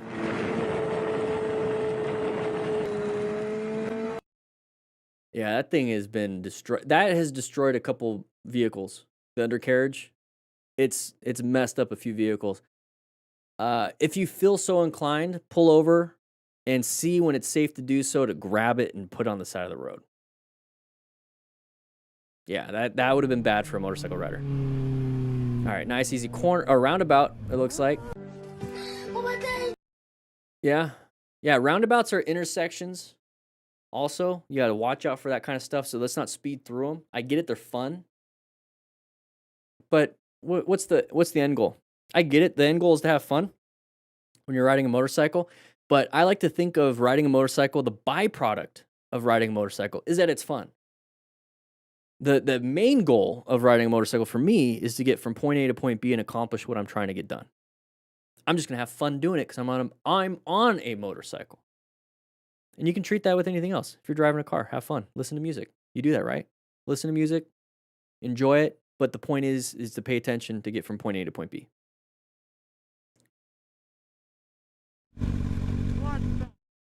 Yeah. It is what it is. Check your pants. You might have pooped. All right, here we go. Corner, intersection. Swerved. Get back in your lane. Get back in your lane. Twisty road can be. He was. Yeah, so big twisty road. This is a pretty interesting frame. We'll get back to that. So we're going around a corner. Let's just assume that this person in front of us is part of our group ride. That's why we talk on our cardos. The person in front should be like, we're turning left after the corner, turning left, turning left, turning left. And then also why I have a rock form on my handlebars, I use GPS, and it's going to tell me, hey, there's a left-handed turn that we got to take. Because we all put in our maps together. It's like, this is where we're going. He has a phone mount right there too. And it has the maps, and it's like, hey, it's coming up. So I'm not surprised. So there's that. Now, a good thing on him, so he failed all the other stuff. He failed paying attention, going fast around the corner. There's an intersection coming up. It is what it is. Maybe going a little too fast. Let's just not say he failed. Let's just say he did everything right. But now we have a road surface hazard. So right here, we're locating a hazard situation. It was a corner. Hey, we see an intersection, hazard. Any relevant threats? Person in front of me is slowing down really fast. It's now an active threat because I'm going to run into him because I already know I'm not going to be able to stop in time. My total stopping distance is terrible. I already know, so navigating, right? Now I got to navigate. Navigate. It's action time. If I don't do anything, I'm going to go into freeze, flight, fawn, all these other things, right? Not good. It's a panic state survival mode. So I want you to do something. Fight. Don't freeze. You can't fawn. You can't be like, oh, please don't do that. You're going to have to fight, okay? Or flee. Fight, flee, fawn, freeze. You can flee or fight. So let's just say we're fighting ourselves to do something by fleeing. All right? We're doing two. We're going to flee. We're going to go for that escape path as best as we possibly can. Where is it? Where's the escape path? I don't know. Okay, I already tried. Oh, crap. There's a car. All right. Well, I see a gap. I see a gap to the right. I see a gap in between me and the car. The guy turning left, I might hit him. So now what do I do? This is all happening in a split second. You remember when you get into like an adrenaline state, it seems like time slows down. So you actually do have time to think a little bit. It's kind of weird, but it's based on your training. It's all based on your training. You're not thinking, you're kind of like picking what to do. But if you don't know what to do, you can't pick anything. That's when people freeze. So you need to be training this stuff. Part of the system is that we actually go through emergency braking, swerving, and acceleration. He's finding the escape path, and he's going to have to pick one or the other. He can't just freeze. He's going to run into the back of the motorcycle rider. So he picked one. He picked left. Hey, it's not pretty. It works, though.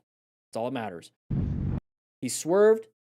He didn't brake and swerve. He swerved. And now we're here, okay? We have a car coming. So we just went through the plan method. We navigated an active threat. We put ourselves in a new position for safety. Now it's locate hazardous situations. Oh, we're in the wrong lane. Hey, a relevant threat up ahead. It's way up there. I have some time, but I need to navigate it because it's going to be an active threat soon, and I need to put myself in a new position for safety. You see how it just keeps rotating? It keeps doing this. Keeps doing this. This bike So get back in your lane. way, just how dangerous. Or maybe there wasn't a car coming, but either way, we were in the hazardous spot. So now we're in a new position for safety. Let's locate new things. Let's assess any new things. And if there's ever an active one, we will navigate. Twist the road can be. He was going so fast that he had to make a pretty sketchy move just to avoid hitting the turning rider. Yep. And that's one thing that I don't really point out too much is that when you have a success like this and you're able to talk about it, you're able to, talk to the other rider or whatever it is, being grateful. Hey man, we're all alive. This is great. Yeah, we shouldn't have done this and like crazy situation, but man, good job. Good job. You also saved me. You would have T-boned me, broke my leg. Dude, man, this is all crazy. And that's where laughter really comes in. I think they said something along the lines of like back in when humans first started, laughter was a way to calm ourselves down after a possible threat. And so you see the cavemen like hearing some rustling in the bushes, and one of the cavemen's scared, but he like goes over there with his spear and he checks, and it's like a little squirrel. And then they all laugh. Hey, it was just a squirrel. Ha! That's to reduce the adrenaline and reduce the problem. So the laughter kind of came out as a biological thing, and then people started making jokes. So that's cool. But that's why people are laughing afterwards. It's like, whew. You know what I mean? Calms it down. Oh, going 65. Here we go. Hey, it might be a 65-mile road. I don't know. Maybe 55, 50. Okay, cars coming out. We have traffic. Good job moving over to a new position for safety. Let's take a look, though. We're going 65, 60. We see this. We switch over. We're going 53 now, so he's rolling off the throttle, applying the brakes. Sees the threats up ahead. Needs to navigate into a new position. Can't swerve all the way to the left. Can't swerve right. I have to just move over and slow down as close to the line as possible into a new position for safety. Now when all the threats are gone, I can move back and start increasing my speed. Same thing. Now, should they have done that? Blah, blah, blah, blah, blah, blah, blah, blah, blah. It is what it is. I'm sorry. That's life. That's reality. It's reality. What are you going to do when reality comes at you? You can't live in a fantasy world that everyone's going to stay in their lanes. It is what it is. So what skills do you have? You can be pissed about it, but it's not being pissed off is not going to solve it. All right, back crash. Why are we blurring it? 110, gell? Ich bin nicht dumm. 110, nicht 112. Okay, perfect. So we have a crash, right? So we have to remain calm. Seems like everyone's doing. We're doing a lot of jump cuts. But part of remaining calm is calling 911. Now, 911 is the United States thing. I'm assuming 110 is their version of 911. So very good. And the whole point of it being on the card and part of rescue is that if somebody is severely hurt and nobody calls 911, they're never going to get to a hospital. They're never going to get to a trauma center because the things that if they're severely hurt, they need to have definitive care. And you calling first or telling someone to call first gets that chain of survival going. If nobody does it for 5-10 minutes, then nobody's coming for another 5-10 minutes. The soonest you do it, that's when things start moving, and then you can help out. You can ensure your own safety. Don't get hit by another car. Make sure you wear some gloves, maybe eye protection, but just put your visor down on your helmet. There you go. And then stop any major bleeds. So you either use a tourniquet, direct pressure, and if you understand how to pack the wound, very good. If you don't know how to pack the wound, take a stop the bleed class. Stop the bleed will teach you direct pressure, tourniquet, packing the wound. And if you want to quickly assess severity, the stuff on the back is just going to let you know, hey, head injury, spinal cord, shock symptoms. At the end of the day, you can only really lay them down and then keep them warm and then stop any bleeding, really. That's all you can do. All right, nice, easy right-handed turn. Not really, because we're going to go ahead and low side. See, once again, the laughter kicks in. Hey, we're fine. I'm letting everyone know we're fine by laughing. Some people do it as a nervous way. It's like, hey, I'm fine. I'm just nervous. Ha, ha, ha, ha. But this was like, yeah. We're in full gear. Impact protection, still probably painful. Lane splitting. Watch for the open spots. There's the open spot. How was he able to navigate that? Was he speeding? He was covering the brakes. Oh, maybe he wasn't. But he was very quick on the response. So that's very good. It is what it is. You don't have to get mad. Don't get mad. Oh, whoa. Well, that's interesting. But right here, that car looks like it's going to go left. That Honda CRV or whatever. That car might go left. The car in front's letting us in. That's pretty nice. But see how there's another gap? So once you accomplish one thing, watch out for the next one.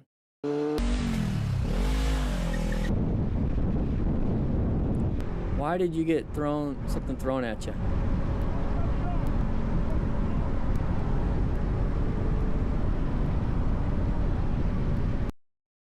If this is happening, I get you want to have some really cool footage so you can post on MotoStars or on your YouTube channel and be like, look at this guy, look at it. I don't really care. I don't really care. If somebody's acting like this, I'm going to roll off the throttle, maybe even apply the brakes and let the idiot be in front of me. And if he wants to brake check me, then I have enough skill to switch lanes and kind of maneuver out, and I'll get off the highway for about 2-3 minutes because he's going to be a couple miles ahead, and then boom, done. I'll get off the highway, off the off-ramp, get on the on-ramp on the other side of the intersection, and he's already gone. Not a big deal. It's not worth it. It's going to add maybe 2 minutes to my commute. Not a big deal. Especially if that angry. Now, if you cause something, like you can also prevent it by not, doing something stupid. This looks like Arizona. Over here, we can just chunk them. Where's my face? Yeah, go up here, let's check the face.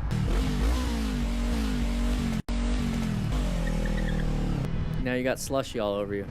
Oh! I got everything on camera. He wants to do we can. Why is there stuff? He threw it all over. Yeah. Everything's on camera. Look, Cops are like, what the heck is going on? me off. It almost caused an accident. So it's actually considered a battery. Usually assault and battery come together because assault is the threat of violence, and then if they do violence, now it's assault and battery. Battery is the physical part. So I mean, like, he didn't say I'm gonna hit you, he just did it. So it would be considered battery. You're an idiot, dude, for throwing the slushy. So I'm gonna press charges. Cutting you off is not illegal. Where's the evidence? Where's the evidence? But I do have evidence all over me that you threw a slushy at me and you just admitted. A battery, you're right, Horvath. A battery is what starts your bike. Go ahead and grab yourself a slice of pizza. You get a whole large pizza to yourself. You're absolutely right. Absolutely right. You get a star too.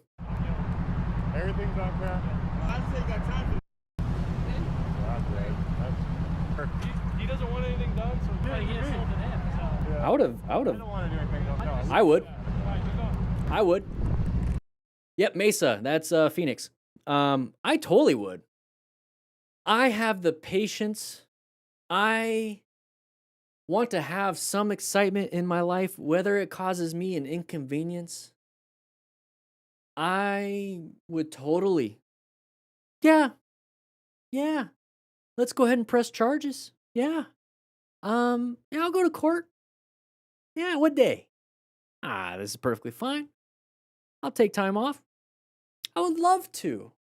Oh, he's gonna plead out, maybe get 6 months probation. Okay. All right. All right. We'll just keep going. We'll keep going. That's what I would have done. Open lane pattern.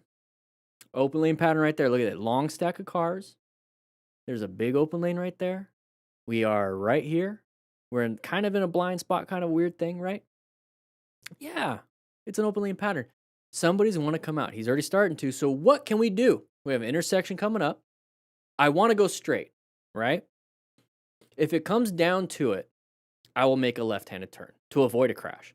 But I'm going to swerve left into the left turn lane, and I'm going to swerve right into the straight lane.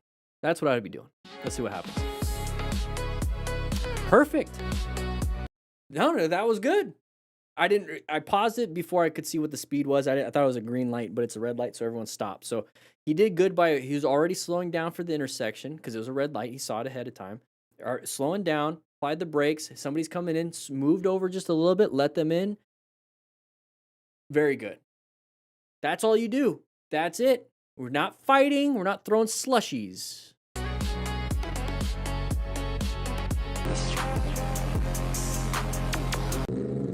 What the heck? Okay, so I had to layer down. So if you don't know what it looks like when it comes to somebody slamming the front brake, there we go. Let's get that out of there. So the front brake, if you don't know what the front brake is, it's on the right handlebar, right next to your throttle. I talk about it in this book. This is part of the system, but this is called Riding Smart. This right here will get you learning how to ride a motorcycle, okay, on the street in front of your house, all the way to the motorcycle operator skills test. And we talk about motorcycle controls and where they're at. This is a primary control, the front brake. So there it is, just letting you know. Okay, so he slams it though, slams it. And it locks up the front tire because maybe he doesn't have ABS, or he did it so quickly the ABS barely could keep up. That's what that was. That's what it looks like. All right, swerve. That would have hurt. Oh, that would have hurt. So we're doing a head check. We're still moving. Good job with the reaction speed, reaction time. He swerved.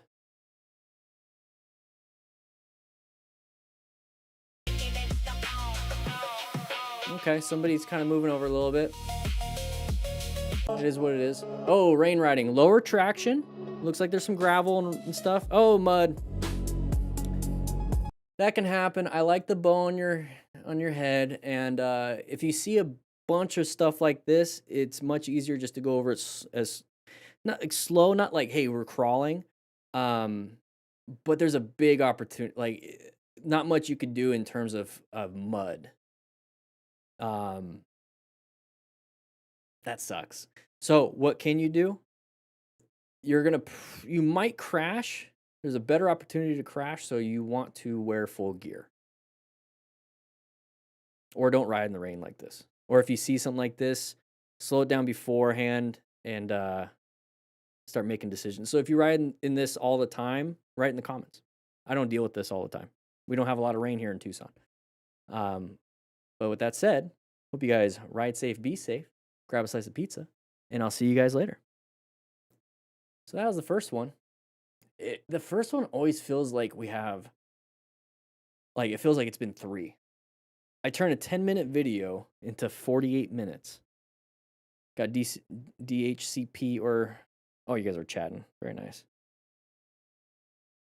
1 second.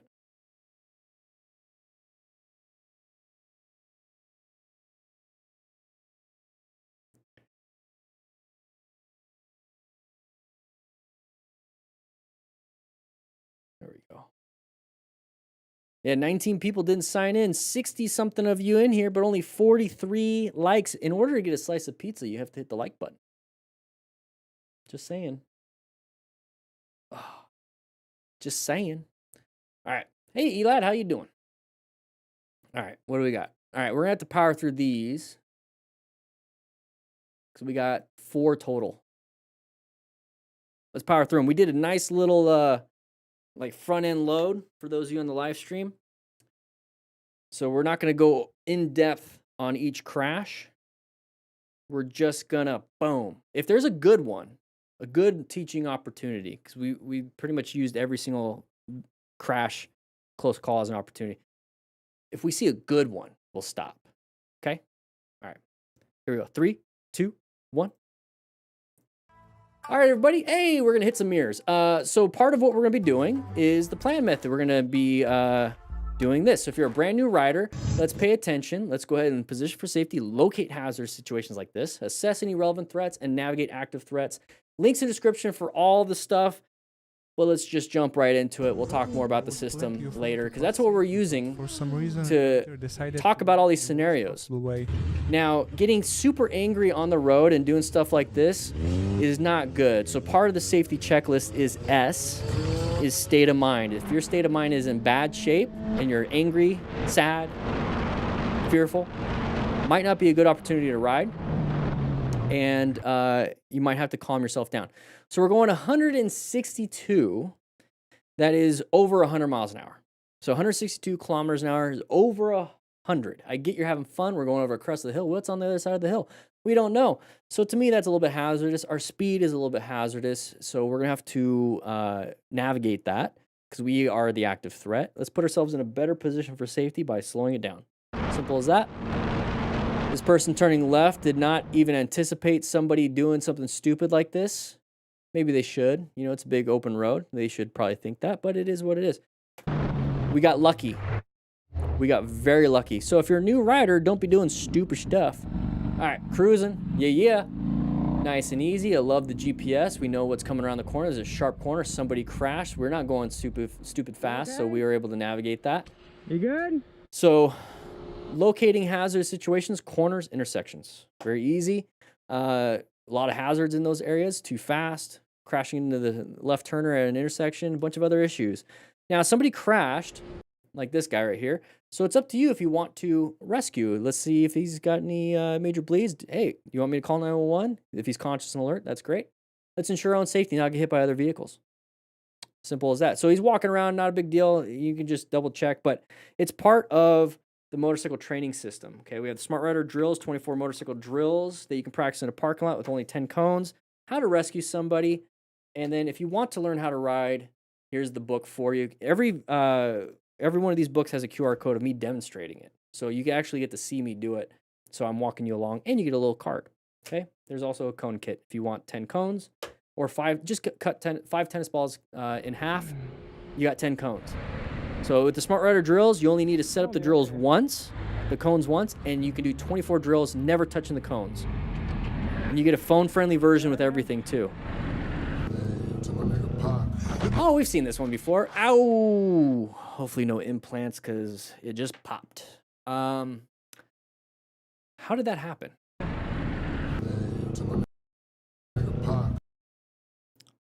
Look at the right hand. Doop.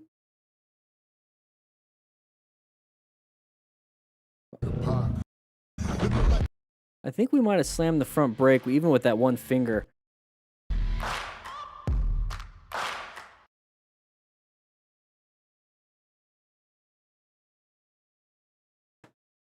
So we slammed the front brake. Even with one finger, if it's a really powerful bike or really good brakes, even just pulling really hard with one finger can do that. I don't know if we hit something or not, but we definitely dumped the bike.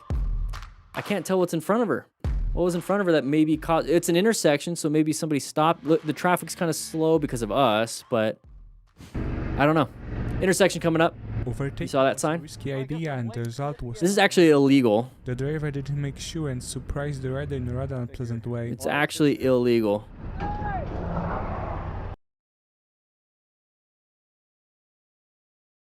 I think that was on purpose. I think that might have been on purpose. Why? I don't... I mean, unless he has to piss, he's like, I gotta pee real quick. But even then,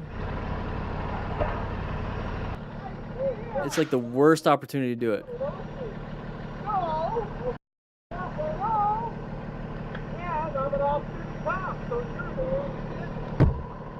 It is illegal to drive on the shoulder just because it's not a lane.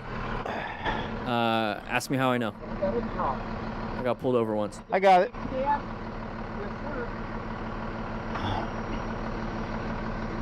I had my camera on too. He's got the old Cardo Pack Talk Bold. The Cardos are good. It's a modular helmet. He had it down during the incident. Failure to negotiate a corner. Let's see what happens here. Failure to negotiate the corner. And we just hit everybody that was sitting right there. This is California. That's a very common spot. Write in the comments if you know exactly where that spot is. I see that tower all the time in these videos. People always crashing really hard on that. Don't move. Don't move.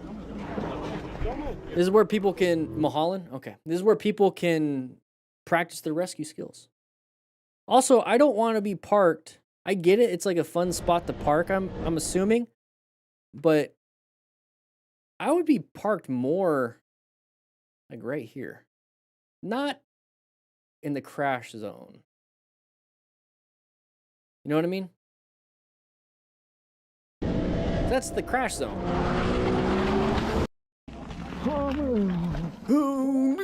Lost the air. Stop. Don't move. Don't move. Don't move. Don't move, don't move. All right. Oh, we're gonna do a wheelie. We're gonna loop it. Oh, we fell to the side, lost balance. High risk, high skill. So are we the active threat in this? So if you're gonna be doing stuff like this, I mean, it's an open spot. Nobody around. That's good. I'm glad you did it then. Just understand that you're gonna have a good possibility of crashing, and then, I mean, look at that. I mean, why would it tear the inside of the leg? So the bike landed on it and tore that. So parts of your bike can really, I mean, they can penetrate your body. I've seen it. Like, I've seen it. I mean, it happens with kids on bicycles. For some reason, their brake levers tend to go to the inside of their thigh. It's weird. I've seen it like 5 times.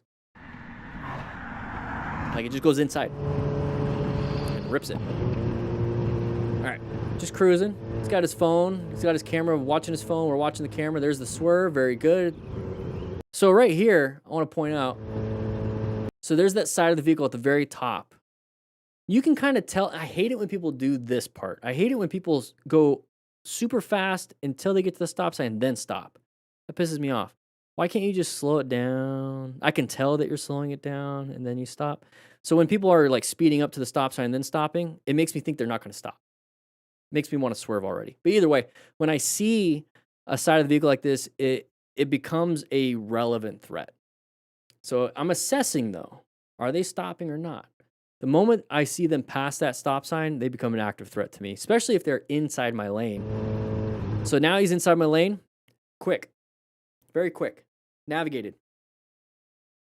Very good. Good swerve. Good swerve. Found the open spot. Now we're here. Now we're in a new active or a new hazardous situation. No active threats yet. I don't see anybody, but we have the camera pointed down a little bit. But no, it's a hazardous situation. So I need to put myself in a new position for safety back in my lane. If you also notice, he's going 36, so he wasn't speeding, so he was able to do a really good swerve at 36 miles an hour. Let's get back in our lane, and we're back to a position for safety and move on to the next. Here's why you don't fly down the road at 100 miles an hour. So great question. Iced, go ahead and grab yourself a slice of pizza. Iced asked, I have a question on gear. I currently have riding jeans and jacket and gloves, but I use normal Air Forces. Is riding boots overkill or perfect? Wanting to hear your thoughts. So just like your riding gear has, jacket and gloves, let's say you have a helmet. I'm assuming you have a helmet and you have riding jeans. They have abrasion resistance. Now, when it comes to your boots, like sure, you know, or your Air Forces, okay, sure, abrasion resistance. But they also, all the other stuff has impact protection. So when you look at motorcycle boots, let's go take a look at mine. You have motorcycle boots. They usually have a soft, or not a soft, but they have a mid-shank sole that's going to help out with foot fatigue. That's a real thing. So when you put your foot on the peg, it's going to cause some fatigue on your foot. Not a good thing. Some of them have toe protection. Okay, maybe not steel toe, but like a composite. And your Air Forces don't have that. So when you hit something, it's going to hopefully protect it, and also crushing. It's going to hopefully protect it. And then on your malleus, there's like a little, there's a disc right here. So if something comes down onto your ankle, let's say you fall down, the bike falls down on top of you, or you fall down and you hit your side of your ankle pretty hard, this is a little bit of a protection. Same thing up here, a little bit of protection. And also, if you notice on mine, it's zippered. I don't have laces. I don't want laces because when I step off the bike, that little loop on the lace, so either tuck your laces if you have laces. I don't like them. So if you step down and that loop grabs the peg, you're going down with the bike. It's going to pull down the whole bike. So this is going to also offer heel protection too. There's going to be some protection in the back. So you're going to have protection with motorcycle boots more so than regular shoes. And you notice how if I get into a crash and I start flinging everywhere, right? Is this going to come off me? Probably not, because it's higher up on the shin, and also it's going to help protect against rocks hitting your shin. This is going to stay on my foot. Now, if my foot is no longer attached to my body, it's at least still here in the boot. But with your regular shoes, your foot's gone or your shoe's gone after that first rotation of you flying. And now that your shoe's gone, there's zero protection. So this will stay on while I'm bouncing around and hitting everything. So motorcycle boots are really important. Now, if you want to get motorcycle shoes, you kind of run into the same problem with it flying off, and you might not have the ankle protection, but you'll probably still have the toe protection, heel protection, and maybe the mid-shank sole. This is why I always recommend boots that have shin protection, because it'll stay on and it protects anything from hitting the front, like rocks, or at least mitigates some of the stuff. It's not going to prevent you from having some pain. You're going to feel it, but it's not going to be like, ow, I feel it. Now I look down and there's blood coming out. So that's where it's at. All right, hopefully that answered your question. Highly recommend. If you're going to get everything, get everything. Save a little money. Don't go out. Don't have 1 week, don't get Zins. 1 week of no energy drinks, or a couple weeks, I guess. Just save up some money. And they'll last you a long time. Get comfy ones. All right, here we go. I hope that such There's an open spot. We took it. awareness of how dangerous this We're gonna go ahead and can be and how important needs to do it carefully. Watch out for anybody coming around. He's checking. Very nice. Oh, that dude was speeding. You notice how we checked. We usually see from the other rider's perspective, oh, somebody came out in front of us. That's what you look like when you're speeding. You're not there. You're not there. When you're speeding like that, this dude's going 4 miles an hour with a passenger. So very good with the slow speed maneuvers, which you can practice with the drills. 24 motorcycle, you see how difficult those ones are? But that's all you do. You set it up. I have a QR code. Shows you how to set it up. Boom. You can set up in without a tape measure or nothing. I show you how.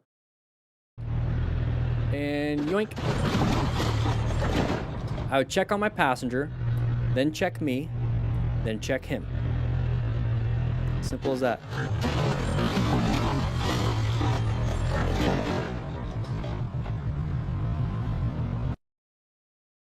We're going to just do another slow-mo. Another slow-mo. And we blurred them out. Why blur them out? I want to see. I want to see. They also have is it Bola or Bolo? I think it's Bola, where it's just it's a ratchet. Those are pretty cool. I like the zipper, but I think that little ratchet thing actually makes it tighter. I like driving with the seatbelt because I like that secureness. Also, it's safe, but it's kind of the same thing when you attach things. Oh, that bike's done. Bizde bir şey yok. Sende bir şey yok değil mi?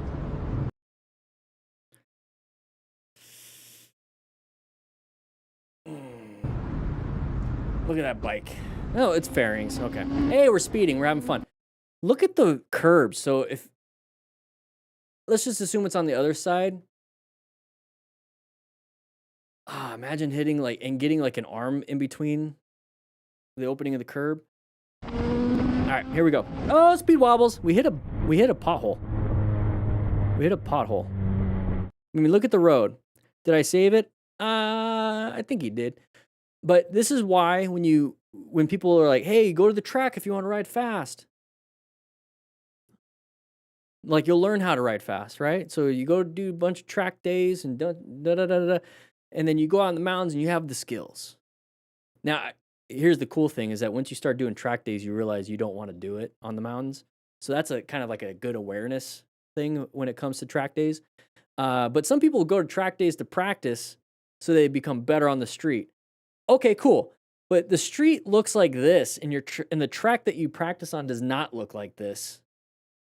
And so then you do track days to ride on crappy roads where you have that possibility. All right, merge area. Possibly somebody wanted to come all the way over. Let's take a look. He doesn't want to be stuck behind that big vehicle or that middle vehicle, so we're going to switch all the way to the open lane. Roll off the brakes, or roll off the throttle, apply the brakes, maybe switch to the other lane, let them in. Not a big deal. Hey, wheelie time right in front of all our friends. Hopefully we don't hit anybody. Oh, we dumped the bike. Hey, we're on our feet. All right. Okay, let's go ahead and move over. We don't want to be stuck behind that. Oh, we're not going super fast. I love it when they say the GoPro makes the gap look bigger. I get it when you're in super view, but we're filming with a 4:3 aspect ratio, and they don't do super view in 4:3 aspect ratio. And I get it. It's a concave lens or a convex? I think it's convex lens. And so, yeah, it does offer just a little bit, but it's about this close. Now, that is close, but it doesn't make it look bigger. It just feels closer than it really looks because it's kind of scary. But good on him for not speeding through it. Okay.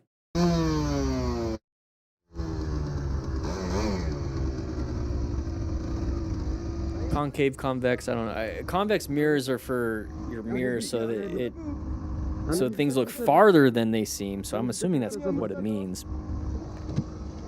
And I get it's like a fisheye, but all right, moving on.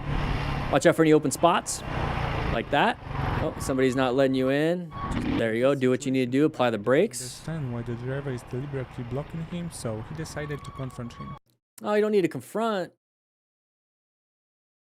You don't need to confront, just kind of move on. No, now you're creating a hazardous situation. You're creating a hazardous situation. You don't need to do that. You could just straight up move on with your day. You got in front of them, now you're behind them again. Now you got to do the whole thing again.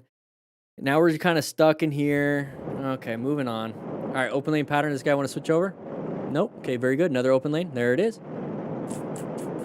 Found the escape on the shoulder. Very nice. Moving on. Where are we at? California. All right. Look at all these. Look at all the other open lane patterns. Look at that one. So once you pass one, watch out for the next. If you don't know what open lane pattern, it's just an opportunity for someone to merge. It's a pattern that you see. I call it open lane. All right, here we go. Nice and easy. At dusk, we're going 65-ish kilometers an hour. Not a big deal. That's about 35-ish. Okay, weird side of the vehicle. We're going to slow it down. Found the gap. Go ahead and accelerate out of it. Not a big deal. Good job not speeding through. We're going to go ahead and pass. Hopefully it's safe to do so. I would have let them and got behind the truck. And then went again when it was safe to do so. I'm not going to fight and argue while I'm in the wrong lane. Oh, what's up, bear? So that's what I like about the GPS on the handlebars. So look ahead of you. Of course, there's bears. Oh, bear. But you can't see that really sharp decreasing radius turn coming up ahead by just looking straight. So this is like a mini map. It's a mini map for you and your motorcycle when you ride. And I use Rockform, so link in the description. You get a discount. It's an affiliate link. But that's why I ride with maps. Looks like a fun road, too. Whoa. What happened? I hit a button. We're going all the way back. There we go. Let's take a look at the bears. Sorry about that. What's up, bear? Just chill. Brown bear. Oh, jeez. No way. Is this? That looks like something on the side of the road. Time Time to rescue. No way, dude. This is the same corner. It's a sharp corner. There's a helmet on the ground. Oh, I would double check. God. He's trying to get his bike out. Oh my God. He's probably fine. Probably don't need a rescue. Probably just need to double check and see if he needs help. Hey, buddy. Are you okay? Okay. Where is the bike? Way down there. All the way down there? Yeah. Where did you come through? I don't even... He got lucky that he came through. Fucking helmet. Imagine if he got severely injured and he's down there and nobody... Dude, at least... Nobody was seeing him. Oh, See what I mean? that tree. So it's Damn. It just it's like, oh, I'll be fine after a crash. You don't know that. So the goal is to prevent the crash in the first place. Staring at me right here. Ground squatch. A couple of them right there. Sees a deer. He's just gonna go ahead and chill. If there's one, there's probably 15.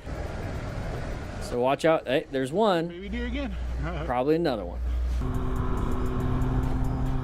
Hey, we're on a spider. Oh, is he losing stuff? You're still on fire. I know, obviously, Suzuki does not have cruise control. Even with the R version. So it's like, I know I'm not getting... He's got a turn coming up. You see on the GPS? Hey, we did a jump cut. We're just going to hang out on this road, but we have a stop sign coming up. Oh my. I would have pulled... If that's the case, I would have pulled over a while ago and just taken the bag off.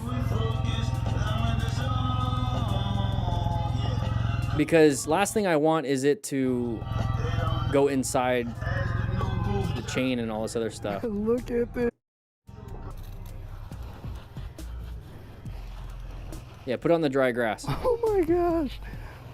So Now water will you do it. understand what it is. So yeah, Yeah. I make sure that I keep on practicing my braking, my hard braking, practicing my maneuvers like that, maneuvering left. Yeah, maneuver that like that. Yeah, There's man. no way I probably could have braked there properly because he came out so slow and he committed so late. Like He's doing his own after. there's no way. After So action. maneuvering was the best option for me. But Yep, anyway, you're right. if you guys have a different read on the situation, let me know. But Nope. All right, moving on. Oh, we don't like you here. Jenom rychle projíždíme tudy. To je chráněný území, normální cesta pro pěší, to není žádný rajon na motocross. Tady. A já mám silniční gumy, tomu nic neudělám. Okay. I have street wheels. I won't damage nothing. All right. Yeah, you're right. Anyways, doesn't really matter. Not my problem. It's your problem. But if you're hungry, grab a slice of pizza. Check out the links in the description if you want to learn how to ride. And I'll see you guys on the next live stream. All right. We got another. We got another. We got another. All right. Let's see.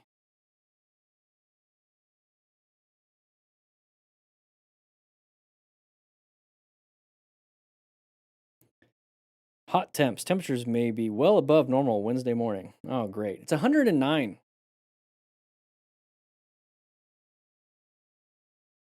It's 109 degrees. Perfect time to go for a ride. Yeah, the handlebar ropes. I think hog rider. What? So I've heard the handlebar ropes. Some clubs put like a spark plug on the end of it, and you're able to unclip it and then swing it and hit a windshield. I heard that was an old thing I heard years ago. I don't. Is that the case? Hog rider. He's our resident, experienced grandpa, I guess. Like the get back whip. Is that what it's called? I think that's what it is. Get back, like, because they have like a little clip at the handlebar and it's a long whip. I heard some people put like a spark plug at the end of that or something, or like a piece of metal, unclip it on a windshield. Is that what it's illegal in Canada? Has that stopped you before? I'm just messing with you. Just messing with you. Hog Rider is a good Smart Rider crew member.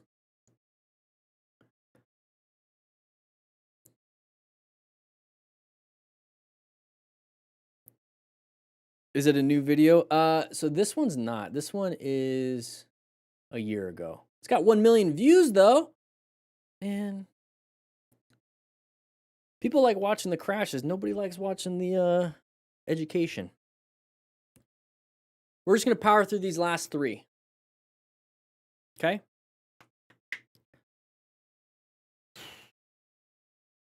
Jeez, we have 3. I only did 2. I think maybe doing 5 a stream is just too much. You have no 5th. I'm pleading the 5th. All right. We're moving on. 3, 2, 1. All right, everybody. This is a video from a year ago. It's got 1 million views. Let's see how crazy crashes there are. So if you're a brand new motorcycle rider, make sure you pay attention because we're going to be going over a few things. I'm going to try not to pause. For the mistakes, so we're doing after-action reviews of a lot of these crashes and close calls. So we're doing lane splitting right now. For the consequences to appear. Okay, consequences. Very nice. All right, so pay attention. Nope, we weren't paying attention, and we're up and over. So once again, lane splitting, we have hazards of not a lot of space to the left and right. So pay attention when you're riding through it. Very simple, right? Wear full gear if you want to. I highly recommend it to be a smart rider. All right, big group ride all over the place in the mountains. Not very smart, a lot of passengers. Hey, let's race to the restaurant that we're trying to get to because I gotta take a shit. You all gotta take a shit. First one in gets to take their time. All right, so he went off and he's gonna be last in line now, taking a poop. So real quick, I love having the GPS on my handlebars. I'm not going to ride like this, but it at least tells me where the turns are coming up. So I use rock form, links in the description for everything. Could have been talking on the cardos, link for that to each other and be like, let's slow it down, idiots. But yeah, that's what I use it for. We have a sharp turn coming up ahead, but we're going to take it nice and slow now because Jeffrey crashed his bike again. This is his 3rd bike this year. Wear motorcycle pants. Those are just regular jeans with some armor on the outside. The abrasion resistance of the jeans are going to be ripped up. It's just cotton. All right. Well, denim. I guess oh!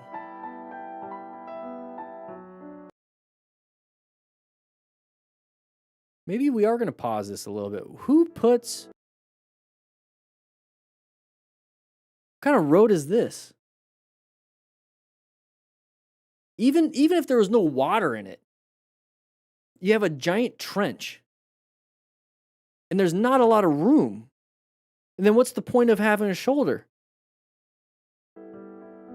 The car did it too. That's a big trench. I don't know if there's construction, but there's no signage. I'd be suing the city. All right, having fun in a parking lot. Hopefully we don't do anything stupid. So the concrete in parking lots are really slick.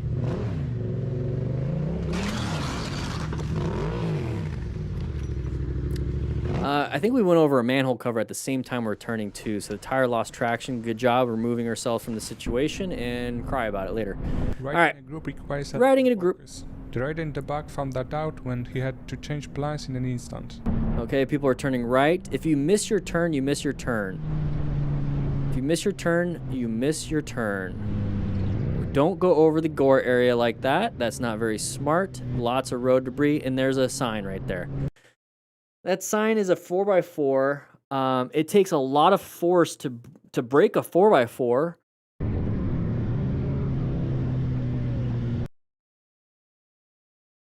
Take exit 2, not 3. So it's time to rescue. No, we're just gonna take off. Okay. Full gear as always. I crashed a $30,000 motorcycle because I was going too fast. So gear isn't the thing that's going to prevent you from crashing your $30,000 motorcycle because you're going fast. Gear is going to make you think you can go fast because you have full gear. And if I do crash, I got gear. It's a false sense of security. And now holding on and getting drug a couple hundred yards, probably like 400 yards. Yeah, it'll save your skin with those leathers, but let's just not slam the brakes and had to lay her down type thing. I don't know.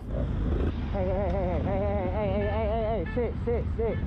So he just got into a crash. It's a different person. Good job. Sit him down. Lay him down on the ground. The earth will be spine board, so keep his spine in line. All right, what happened then? Is this what we're gonna see? One rider had barely enough time to move out of the way. Hey, you guys are speeding through traffic. What do you think's gonna happen? I think we all understand not to do this, but it's time to rescue our buddy for being an idiot again. This is Jeffrey the year before. All right. Spitathon. That's the name. I don't understand it. Speedy Than. Oh, those are cops. That's a cop. Oh, you weren't paying attention. So was the road turning? No, we were turning right. So we see the cops. We start to be like, oh crap, I don't like it. So we're going straight, but we're looking left and the bike's probably turning right and it's a straight road. Oh, there's the sidewall. Listening to music. I wish I could use AI to like figure out what song he's listening to because it's probably like high tempo, so he's amped up. Maybe listen to some classical music. I like piano classical music. Well, now you just made it easy for the cop to get you. Simple as that. And you got some injuries, damaged bike. Hey, run! Run! No, he's remaining calm. He's ensuring his own safety. So he's actually removing himself from traffic. So very nice, ensure your own safety. He's not going to have a good day, though. This is another example of how Seth was here. speeding can be, and at such high speed. All right, Seth, what are you doing? Significantly.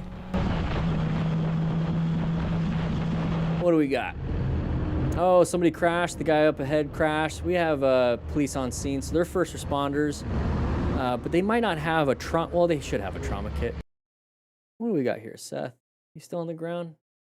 That might not be a good. Somebody's helping him out. I'd try to help. I'd stop and help. If firefighters, EMTs aren't on scene, I'm stopping. Yeah, here we go. Failure to negotiate a corner, probably. Oh, we got a passenger that's going to change up the dynamics a little bit, but he's doing pretty well. Oh. Decreasing radius turn. A person with a passenger made it. We didn't. So the guy up ahead has more skill than us. That's not a big deal. It's only a big deal if we're trying to keep up with the guy that has more skill. There's levels to this, everybody. There's level. Oh. So we did have a passenger. There's levels to all of this. What the heck kind of haircut is this?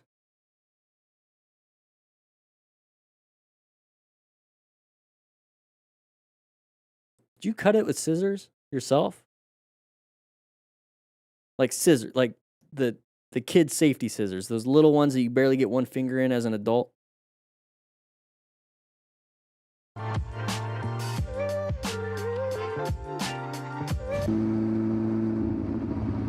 All right, here we go. Oh, intersection. Moved out of the way, moved on. That's fine. It was a line of sight problem. Couldn't see because of the parked vehicle.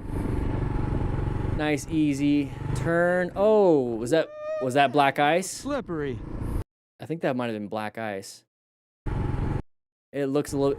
So in the shade, in the mountains, where there was possible snow, more than likely still ice on the road in that shaded area. Woo, Nelly, that was slippery. Very lucky. Nice little KLR. All right, here we go. Oh. Good job applying the brakes. When the rider decided to confront the driver. However, he quickly backed off after the driver apologized.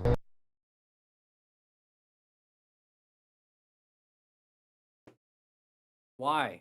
You navigated it, not a big deal, man. First ride back, I almost got hit by... Okay, open lane pattern. Our lane is moving. That lane is not. This guy wants to switch over. We're in the blind spot. We moved over ourselves. And yeah, that explains it. Should it happen? Not really, but if it explains it, we know what we can do differently. So let's not hang out in blind spots. Let's recognize our lane is moving quicker and somebody might want to switch over. All right, here we go.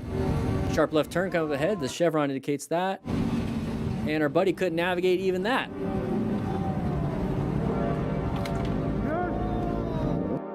Oh, what are you gonna do now? How are you getting home? Hop on, buddy. Hop on. Oh. It's never good to see headlights in your lane, but good job swerving and not panicking. That is a copyrighted song. We're moving on. Here we go. Of how pointless and unnecessary aggression on the road really is. Remember this car. Okay, I remember. I'll remember. See how hard it is to see anything at night?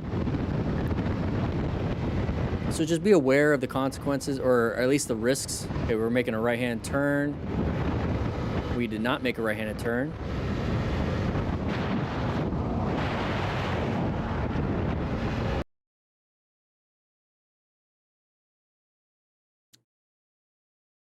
I think that it's kind of our fault. We got out of the lane. Wait, what did that say at the top? Starts yelling at me to move on my cardo. Okay. Okay, so that's another reason to have cardos. So we have a discount in the description for Cardo Pack Talk edges and everything there on the site. But get the duo, split it with your buddy. It's actually cheaper getting the duo, and if you split it with your buddy, it's even cheaper then. And with the discount that you apply with the link in the description, 10% off. But go to QT and get a pizza. I love those.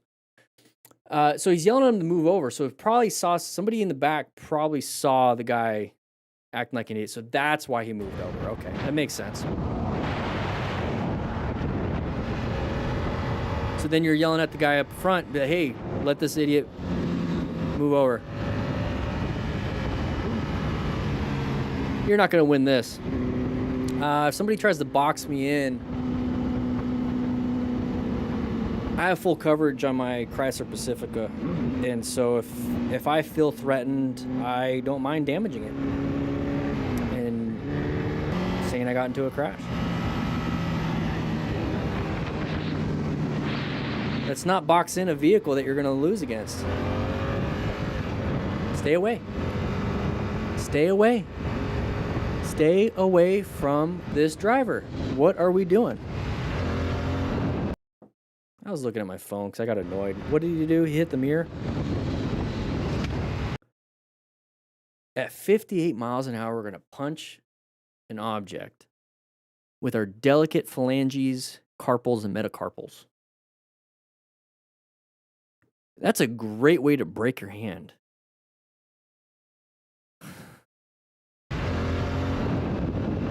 That is a dumb thing to do. Absolutely dumb thing to do.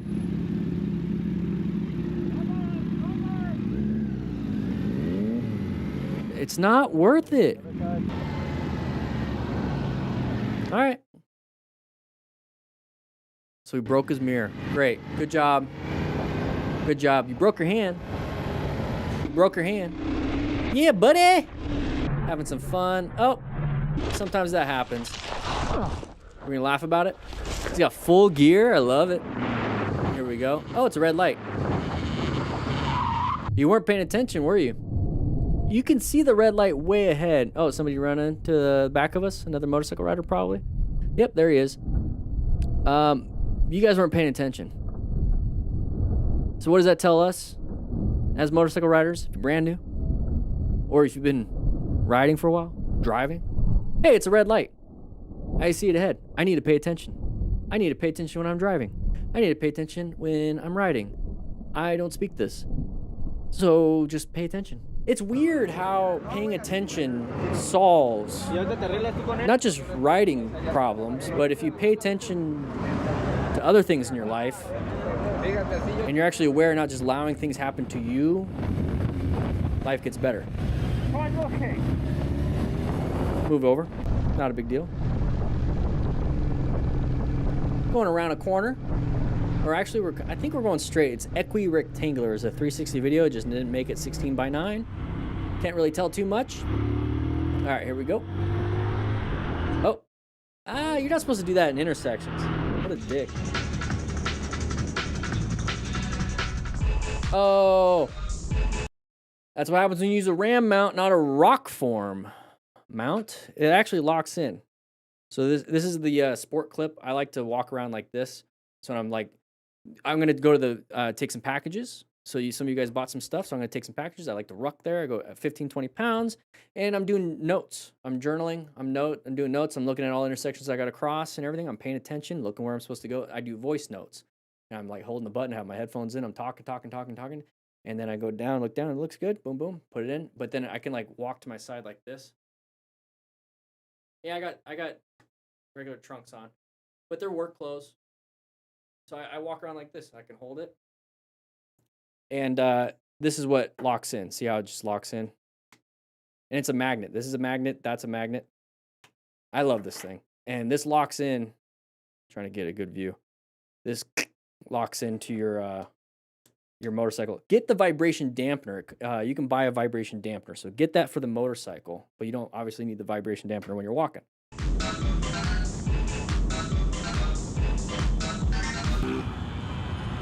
Being overconfident while speeding also ends in a spectacular fall in this case. We are not paying attention. You're an idiot. I'm sorry. I think I'm just gonna start saying stuff like that. You're an idiot. You're an idiot. I try not to do that.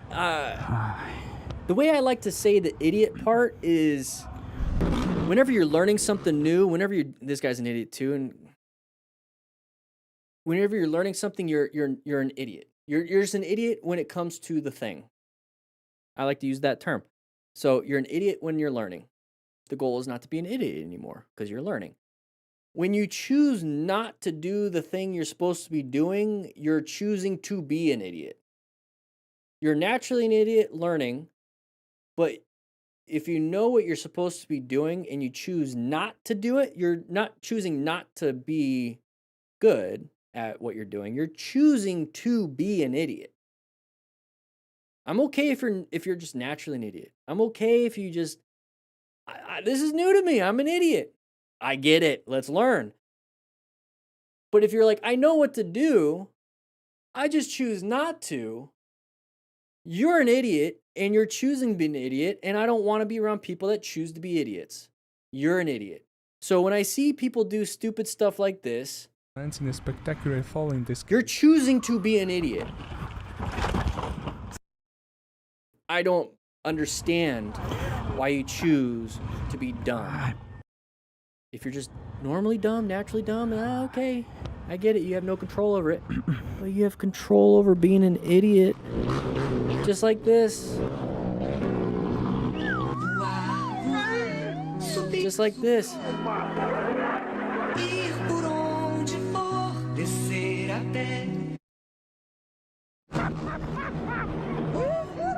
He's not even gonna stop and see. Oh my god. Oh my Lanta. So this is all kitty litter. On oil. This is all oil that this person slid across the ground. So this is after the cleanup. I've had to do this. And then scoop it up with a flathead shovel.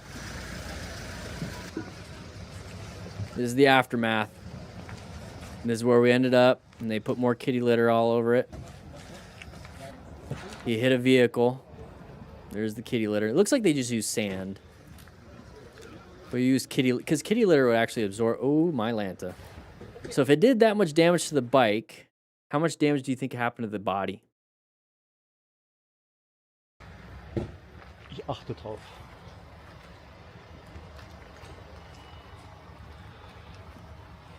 That's an impressive amount of damage. If it snaps a swing arm and it's metal like that, imagine what your femur would do. Or your spine. I mean, your spine is not one giant bone. It's a bunch of bones. 7, 12, 9, 5. I forgot. There's like 32. I always like the last bottom part, your coccyx. It's a fun name to say. It's your tailbone. The coccyx. Coccyx, I believe. Yeah. But yeah, he got messed up. With that said, hope you guys ride safe. Don't choose to be idiots. Check out the links in the description and pay attention. Do the plan method, okay? I'll see you guys later. So we got that one done. Oh my gosh, we got 2 more. Okay. All right. I want to go to the post office, but it's 109 degrees in the sun, and sometimes it's an extreme heat warning. But sometimes it's kind of like it's like a magic memory of like, or not even a magic memory. I like the challenge. So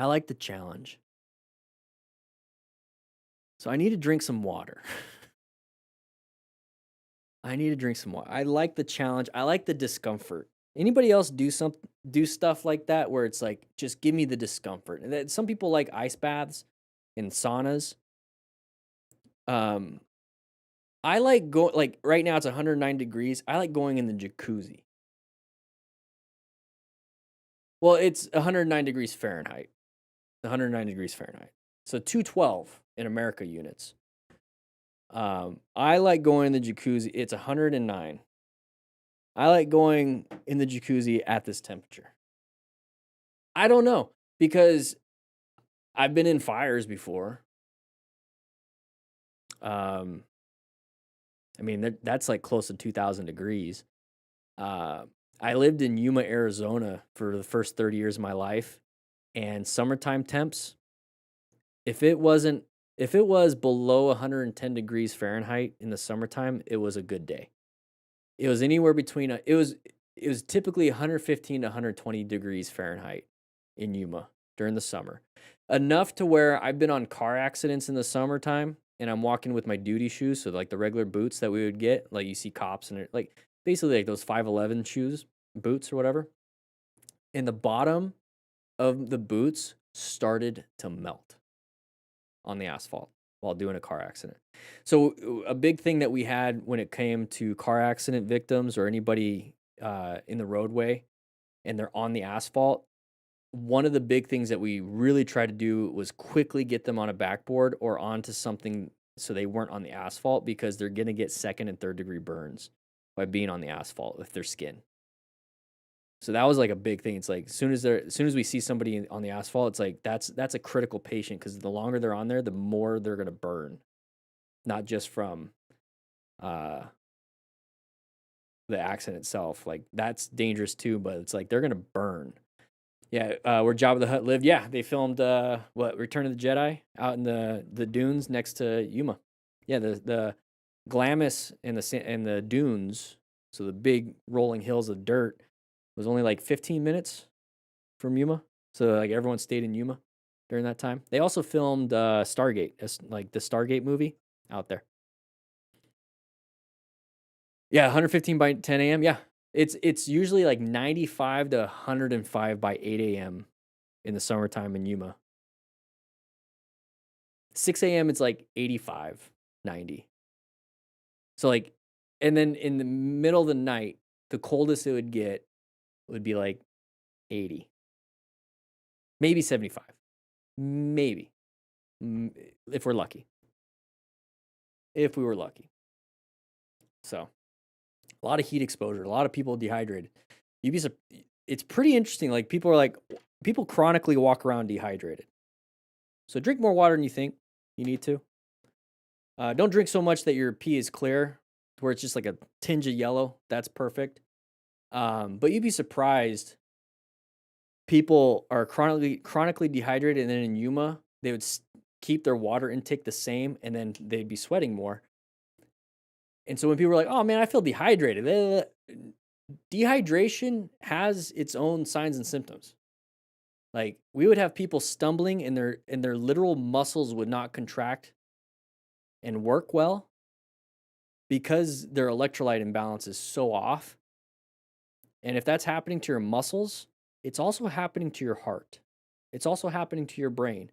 It's also happening to all the other organs that need to do stuff. So you get nauseous because your stomach's not working well. It's trying to get rid of whatever's in the stomach. It's not working well. And so I guess we can take this and play around with it, is that if you're out riding in the summer, it doesn't have to be 109. It could just be hot for you that day. You could just be more dehydrated that day than you were. Maybe you drank the night before. That really messes you up when it comes to hydration, because alcohol actually removes a lot of fluids from your body, like the alcohol. Thankfully, with beer, you have a lot of liquid too, but still, you get dehydrated.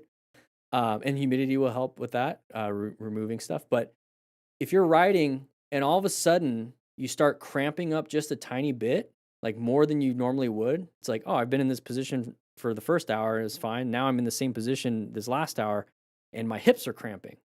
My back is starting to cramp. My hands aren't moving as quick as possible, or as quick as they used to. You're starting to get in the first heat illness of heat cramps. The next is heat exhaustion, which is bad. That's what I'm talking about with the people wobbly and throwing up. And then heat stroke. That's when you're having a stroke. So if you start having heat cramps, get off the road, drink water. not just water. See if you can get electrolytes. So go to like the gas station and get one of those electrolytes, Pedialyte, you know, the Gatorade version of it, whatever it is. Drink it. Get it back in your system. Relax a little bit. Because if you're riding around, you're cramping up, you're not going to be able to do those things that you need to do. Mercy swerve, mercy brake, mercy accelerate. And if your brain is starting to be affected, you're not going to be able to process information quickly. And so then you're going to have terrible perception. And then if it gets even worse and you have a comorbidity of a probably heart problem, you could have a heart attack. So be very careful when it comes to heat. Exposure to the elements kills way more people than anything. Okay? Maybe not anything, but it kills a lot of people. All right, here we go. 3, 2, 1. All right, everybody. We're going to be going over some crashes and close calls. So if you're a brand new rider, pay attention. We're doing after-action reviews of these crashes and close calls to find out what happened, how it happened, and so we don't make the same mistake ourselves. Sunday morning quarterback, you know, whatever. Armchair quarterback, that's fine. But here's the thing is that we're actually going to diagnose some stuff, and we see this big open gap, okay? You're going to see gaps like this when you're out riding or lane splitting, okay? Let's say you're lane splitting. You're going to see gaps. If you're in California lane splitting and you're like, oh yeah, I know what you're talking about. So if you're new and you want to start lane splitting, you don't know what I'm talking about. I'm here to help you out. So you see a gap like this, there's an opportunity for someone to come into it. Hey, look at that. Simple. Yeah. But the problem is that when you're lane splitting is that you're going higher than the flow of traffic. That's the whole point because you don't want to be stuck in traffic. So you're going to higher flow of traffic. You see a gap like this. Oh yeah, somebody might want to go into it. Now, what can you do? Because it's going to happen. What can you do? So if you've been riding in California lane splitting all the time and you know what to do, write in the comments. But for those of you that don't know, is that when you see something like this, you can't swerve right. That's a nice arrow. Hard to swerve left. You can only really accelerate or apply the brakes. So swerve, brake, accelerate. Those are 3 things you can do on a motorcycle. Well, turn, accelerate, brake. But emergency version of emergency swerve, emergency acceleration, emergency braking. Those are the 3 things you can do. And so when you're lane splitting, you are really removing your swerve abilities. You can really only accelerate or you can brake. So you can really only brake or accelerate. So in this situation, you can only brake. So now that we're going down the line of logic here, if you can only brake really, if that's really the only thing that can solve your problem, or maybe I guess we can throw this in there, accelerate and swerve into it and beat them to it. Yeah, you could do that. If that's the case, going slower than you think you need to, you're still passing traffic faster than being in traffic, so just don't speed through it. So the slower you go, the easier it is to brake. So now you got to find that balance of how fast should I go based on my braking skills.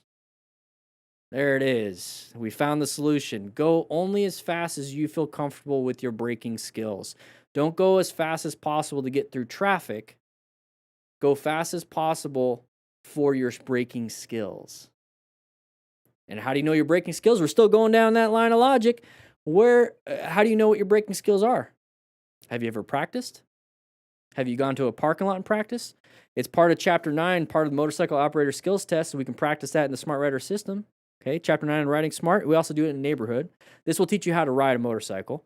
How do you do your swerves? How do you do your turning? Well, you can practice the Smart Rider drills. This is part of the system too. You get a phone-friendly version, a bunch of drills, right? And if you crash, what do? Rescue yourself or rescue others. Nice little book here with a nice little card here. Comes up right there. So I have some solutions for you, but let's go ahead and move on. Let's take a look at some other videos. Yeah. So are we going to, sad day for me, but all is good. Okay, we're going to low side. There it is. And into the side of the mountain. So, hey, there's a sign there saying it's a sharp turn. How sharp it is? I don't know. It's in the shade, but there's a sign there at least letting me know there's a sharp turn. If I have my phone on my handlebars using rock form, I can see with the GPS like a little mini map. Hey, it's a sharp turn. So these are all things that we could be paying attention to before entering the sharp turn. So how do we plan the sharp turn? Well, we locate it's a hazardous situation. Am I the active threat or the relevant threat in this by going too fast? Yeah, okay. So I'm going to slow down. That's the solution. Now, what can you do to get more skill? Take some classes. Do progressive overload with your skills. Don't speed through it. Like don't go above. You don't throw up 315 pounds on a bench press your first time. You build yourself up to it. And then you build yourself up to a point where it's like, I don't want to be a power lifter. I just want to be in shape. I don't want to, you know, try to throw up crazy numbers because it's a higher risk of injury. So you kind of stay at 225 and you do like 20 reps instead of like 315 at 10 reps. You see what I mean? I don't recommend doing that. I think it's actually kind of illegal, but that's the consequence if you want to take it. Here we have a situation 100 where an even road surface and caught 55 kilometers an hour. That's about 100 miles an hour. of the bike. He ends the ride in a rather spectacular. So about 100 miles an hour. Failed to negotiate the corner. Typical. So what can we learn from that, everybody? Maybe slow it down. Let's say it's a 60-mile-an-hour road and we're going 100. That's criminal speeding, by the way. Lots of problems with that. Let's say it's 75. Still criminal speeding in Arizona. Let's say it's 80. Still criminal speeding in Arizona. Because there are some, you know, parts of the law where I think it's above 90. It's still criminal speeding no matter what. 20 miles an hour over the speed limit is criminal speeding. So you don't want to have that. Hey, what's up, cyclists? Anybody can hit us from behind? Usually that's what happens here. Oh. That's battery, buddy. There you go. You guys do what you need to do. He came up to us. This is self-defense. This is self-defense. There you go. What you can do is grab the helmet. See if you can get a good handle on it because it's attached to his head. And you can just start yanking his body around. It's kind of like the hockey thing where you grab the jersey and you pull it over. But if you can control the head, this is why I shave my head. It's not because I'm bald. So if I ever get in a fight, nobody can grab my hair. That's what you've seen girls fight, right? They grab the hair and they're moving the chick around. Right? Same concept. Same concept. So grab the helmet. Treat him like a little kid. All right, here we go. Oh, a little bit too much acceleration on that turn. So part of what we do here in this book for the motorcycle operator skills test is tight turn from a stop, and we practice that. But also the same thing here with all the drills. Practice all those drills so we're not making the same mistake. So what he did was accidentally let out the clutch and was giving it too much throttle in the middle of a turn. When you're turning, you need traction, but when you dump the clutch and you let out too much throttle while turning, you're not going to have enough traction to really navigate that corner, especially from a stop. It's just going to spin on you and lose traction and fall down. Simple as that. It's a new rider's mistake. Now, if you've been riding for 10 years and you make this mistake, well, you made a new rider mistake. Not a big deal. Let's just try not to do that. Oh, we slammed the brakes. He panicked. He panicked. Look at his finger on the brakes. This biker admits. Look at that. Oh, what did he admit? So we're trying to go in and out of traffic, speeding really fast, lost our escape. Now we're panicking. Now we slam the brakes. Now we dump the bike. That a significant amount of oil on the road was the main reason. MotoStar said a significant amount of oil on the road is what caused this crash.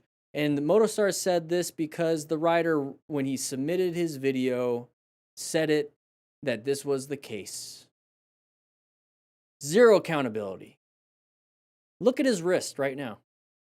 He's pinning it down 112 kilometers an hour, 68. So he's probably pinning his 300cc bike or 250cc bike as quick as possible. It's probably a really low cc bike. Just really doing it. Okay. Now take a look at what's ahead. Okay, we're going to go ahead and probably swerve in between on the right of that trailer in front of that silver car. There's my escape because on the left, there's not much. This is common sense, right? We could see this. Like this is what we would do if we were doing this. So he's going for it. Doesn't like it. Panics. Slams that front brake. Where is the oil? Is he talking about this little thing that he's riding right by? That little oil on the right underneath his handlebar? He's not even touching it. 120 kilometers an hour. That's 75. He's going way faster than the flow of traffic. This biker admitted that a significant amount of oil on the road was the main reason for his fall. A significant amount of oil. No, your poor decisions, speeding through traffic, not having the skills to swerve or understand how braking works. At the very last second, this rider manages to take the right exit, but excessive speed and heavy braking that turn lead to an unpleasant crash. Yeah. Yeah. Going too fast on an off-ramp, trying to keep up with their buddies. Just make the exit. Just make the exit at an easy speed. You're behind, talk to each other on your Cardo Pack Talk edges, has long distance mesh capabilities, all that stuff. Just tell them, hey, I'm slowing down and we got a side of the pedestrian right here. Woo-wee! So he's slamming the brakes and we're getting a little jostle on the bike. That's actually very painful for her. I mean, it's gonna be painful for us on our arm, but that would really hurt her. Imagine getting clipped by like an NFL linebacker at their speed. Now, we're like 3 NFL linebackers in one with hard parts clipping somebody. So yeah, it's very painful. Her fault, yes. I'm glad we didn't panic. Because it would have been very easy for him, for one, to slam the brakes before, like, as soon as he saw it, could have slammed the brakes super hard. Right here, he could have slammed the brakes really hard, dumped the bike, and slid into her. Or, I'm pretty happy that he's lucky, because when he hits... Let's see. I block it sometimes, but when he hits... What's that lever right there on the right hand? A little pop quiz. We talk about it in Motorcycle Control chapter. And there's QR codes in all the books where I show you how to do it, and I actually walk you through it. It could have hit that front brake and basically caused him to slam that front brake. You know, the body stopped, it hits the front brake, boom. That's why they have bark busters on adventure bikes and dirt bikes out there in the woods. That could have been bad. So the overall, pretty good situation. Her hand's probably going to hurt for a while. It's going to swell up. What do you want, kid? What do you want? Oh, weird. In active pursuit with 2 motorcycle cops. Oh, well, they're going to get caught. Thank you, guys. Thank you, guys. So you don't have to run faster than the bear. You just have to run faster than your friend. That's it. So if you're in a group ride like this, you don't have to outrun the 2 motorcycle cops. You have to outrun the radio, which is going to be impossible. But if these dudes crashed, thank you. Let's get out of here. I don't know. I just wouldn't be a part of this. When you don't want to fall and there's motor cops right. Yep. Open lane pattern. Is this white truck going to want to come out into my lane? And it's a merge area. Is he going to want to make that exit? I'm going to ride staggered with cars like I'm in a group ride with motorcyclists in case they want to do this. I'm not going to get hit. I'm not going to ride side by side or in the blind spot, right? I'm going to ride staggered. I know it's a Hilux, man. I wish we got those. We're getting closer to the blind spot. There it is. Brakes, brakes, brakes.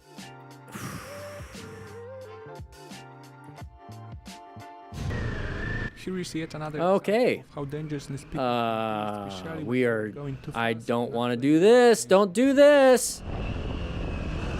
Dude. Flat broke adventures. Oh, we've seen this. This is a year old video. Or a couple years. CF Moto. I mean, it's not that old. But whenever you go over a spillway like this, it turns into asphalt. We're doing pretty fine. But once you go over a spillway like this and it's been a consistent spillway, more than likely you're going to have moss and like maybe mud on top of that. So it's going to be so slippery. So slippery. How do you handle it? I don't know. I don't go off-road. Not anymore anyways. If you guys have been here long enough for the Saturday Scramblers back in 2015, 2016, 2017, 2016, 2017. Off-roading with the Harley. I didn't have to deal with this because we don't get rain out in Yuma. I just got stuck a lot, and I've crashed a lot on that Harley. Yeah, off-road. I put knobbies on it. So write in the comments how you would have handled that. For me, I would have probably just tried to gun it. When in doubt, I throttle out. That's what I always learn. When in doubt, throttle out. Yeah, he just lost traction because there's probably like moss.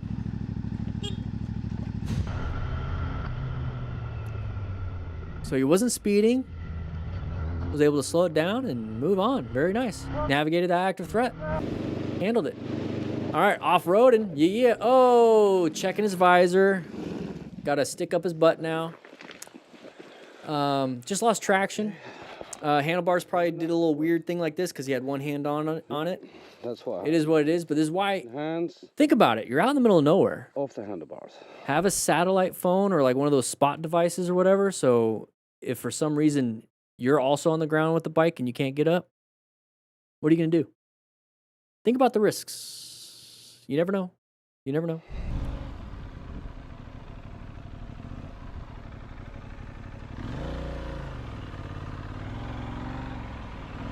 How do people even drive like that? No.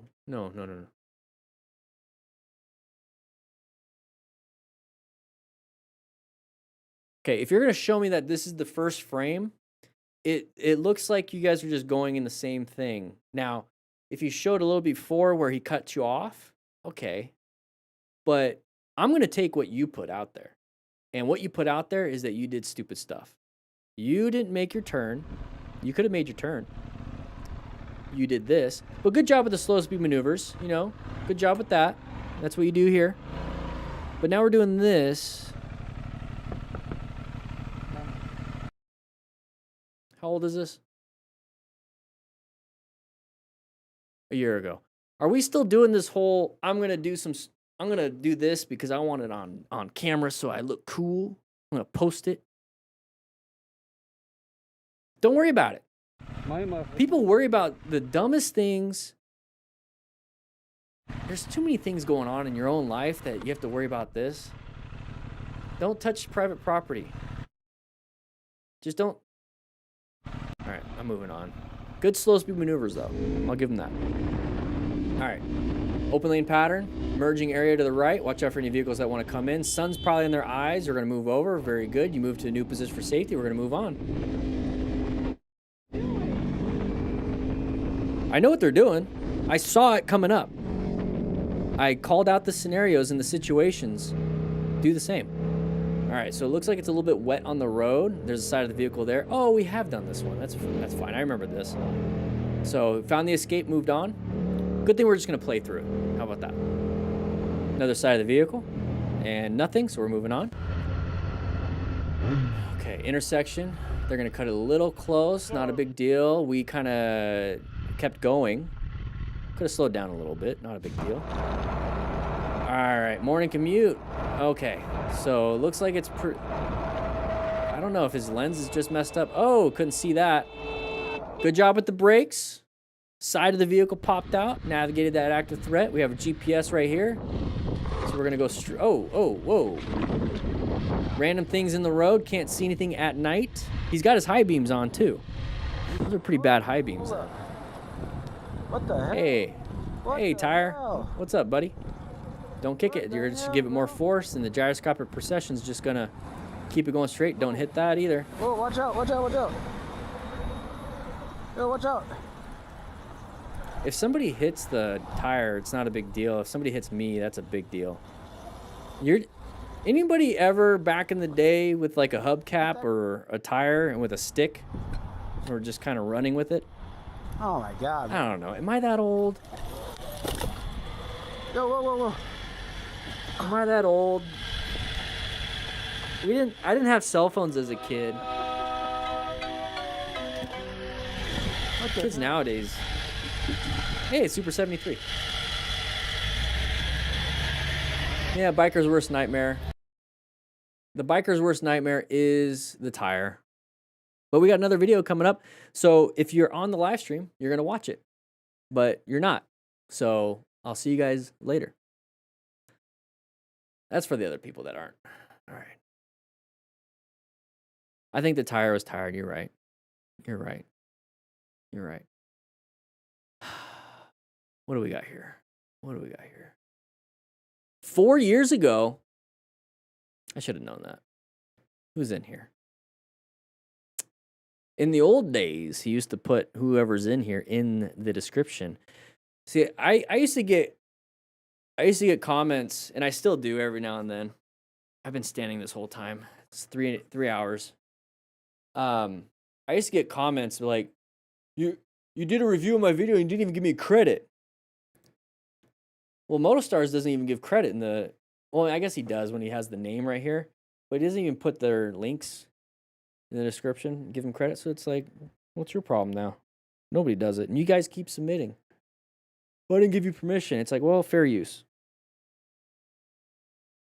Fair use. You got 30 subscribers, and you're pissed off that I did a review of your video. Even though your name's right here. I don't know. Elad. Yeah, complaining to complain.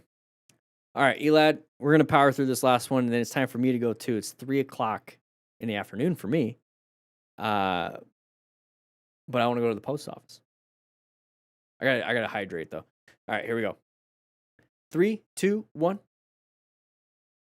All right, everybody, a 4-year-old video. So we're going to be going over crashes and close calls. So pay attention if you're a brand new rider. Check out the Smart Rider Motorcycle Training System. That's what we're going to be using to apply to these scenarios. So we're doing after actions. And so we're going to be doing the plan method because that's the basis of the system. Because we're doing road strategy and driver behavior. So we're passing big open lane. I can see far ahead, so I know no traffic's coming up, so that's fine.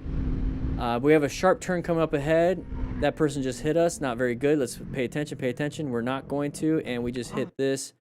And our PP got hurt. Because it hit that gas tank pretty hard. So the car kind of screwed us up. But what I was trying to get at is that we're speeding to pass before the corner. And that's dangerous. Because we're not set up for the corner now. We're set up for the passing. Oh, we're also going to do this.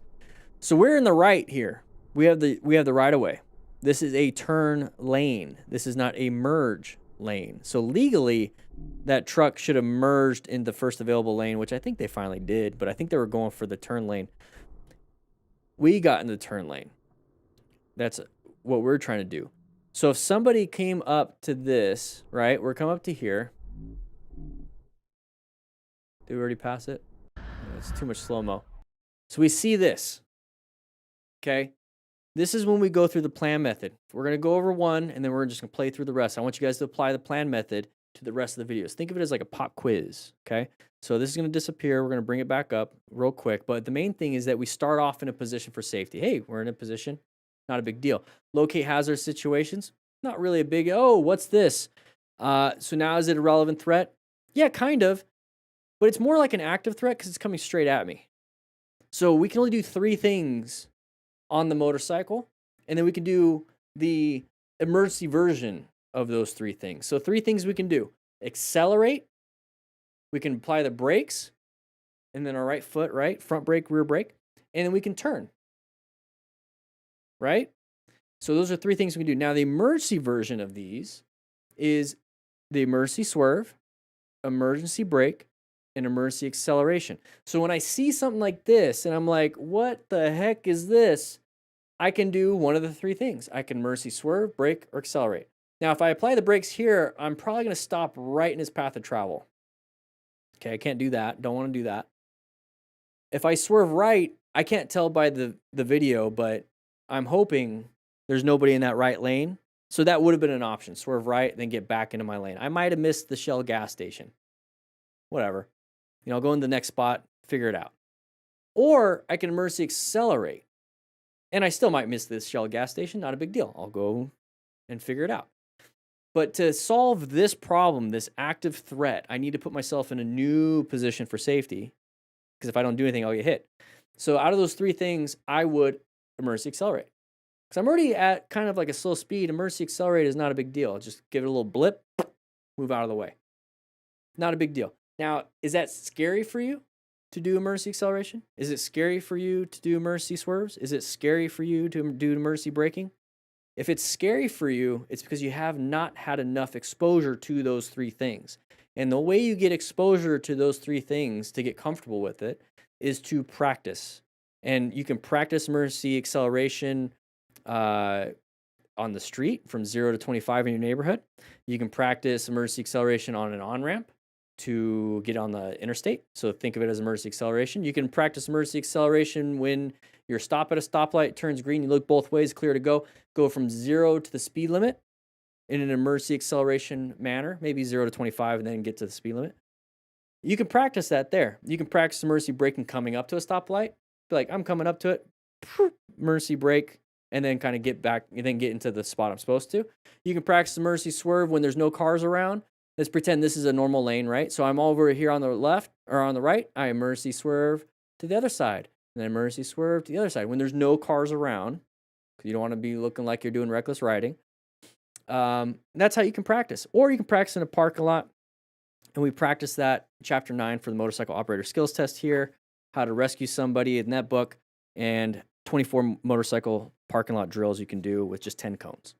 So you can do that. That's how you practice those so you can get comfortable, because in this situation, you're going to have to do something. And for me, emergency accelerate. All right, so we've played around with this one for a little bit. Let's go ahead and take a look at some other ones. Not a big deal. Nobody got hit. Bro's a bro. Just chatting. You're good. Moving on. All right. So now let's apply everything I just talked about to these scenarios. There was something in the road. Look up ahead. Is that a kangaroo? That's a kangaroo. We're in Australia here. Kangaroos are like deer for Australians. So how did we fall down without hitting the deer or kangaroo? How did we fall down? We slammed that front brake. So this is what everyone's scared of doing when they do braking, but you're supposed to do progressive braking.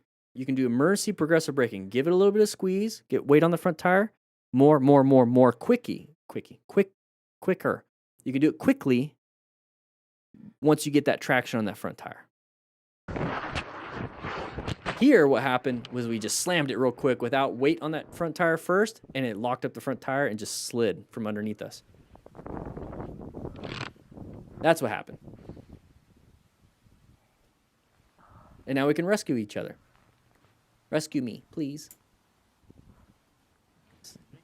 Check for any major bleeds, all that other stuff. All right. In a group ride, we have a right turn coming up ahead. That's what this sign or the painted markings say. We're gonna make a nice. Oh, we went wide. Why didn't we just keep it upright and go just make the turn?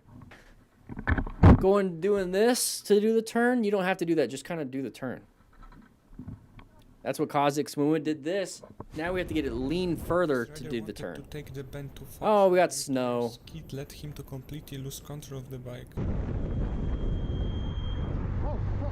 We just forgot to turn. Just straight up forgot to do the turn. So if you're scared of turning, you're okay going up and down and like 3-point turning down the street. You need to get good at doing U-turns, and you need to get good at doing regular turns. And in the first book, the Riding Smart book, we go through the neighborhood, and we practice in the neighborhood so you're comfortable just regular turns. Oh, we high-sided for some reason. Either we applied a ton of rear brake and locked up that rear brake, or there was, the road is wet. Maybe there's oil in the road and we just lost traction. So road surface hazards or too much rear brake. Can't really tell. Have no context. Okay, I'm going to sit back on this one. Oh, good job dodging that with your head. We've all been there. Birds want to hit you. Doves, specifically. All right, wet road. You're going to have to start applying the brakes much further away from your turn. We locked up that front tire again. We locked up the front tire. We applied too much front brake because we weren't slowing down quick enough. And so we're like, I'm going to slow down quicker. And so I'm going to apply a ton of front brake now. That's what happened. Here we have another situation in which the biker dismisses the possibility of safe cornering overtaking just before the bend. Okay. Yeah, it's a 90-degree turn. We were going too fast for the corner. Ooh, saved it. saved it. We stalled because he just he pulled in the clutch and applied the brakes, and then once we came to a stop, we're probably in third gear, and going from 0 to 1 mile per hour, you need to be in first gear. So he stalled. He let out the clutch. Oh! Did you guys miss that because of my head?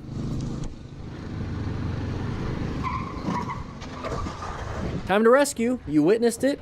Let's go ahead and remain calm, ensure on safety, or just take off. Everything's a skill. Like everything I'm talking about when it comes to swerving, braking, accelerating, and watching road traffic and everything. If you want to be able to help other people, you need practice. So if you know what to do, remain like the rescue card. So you get a rescue card with the books, free USA shipping with the physical version. You get the digital version with the physical version too, so you can have it. This goes on your phone too. But if you have an opportunity to practice your rescue because you witnessed a crash, you don't have very many opportunities to practice that in a real life situation. That was a good opportunity, but we just moved on. Right, Elad? Driver terrified after I confront him about tailgating me.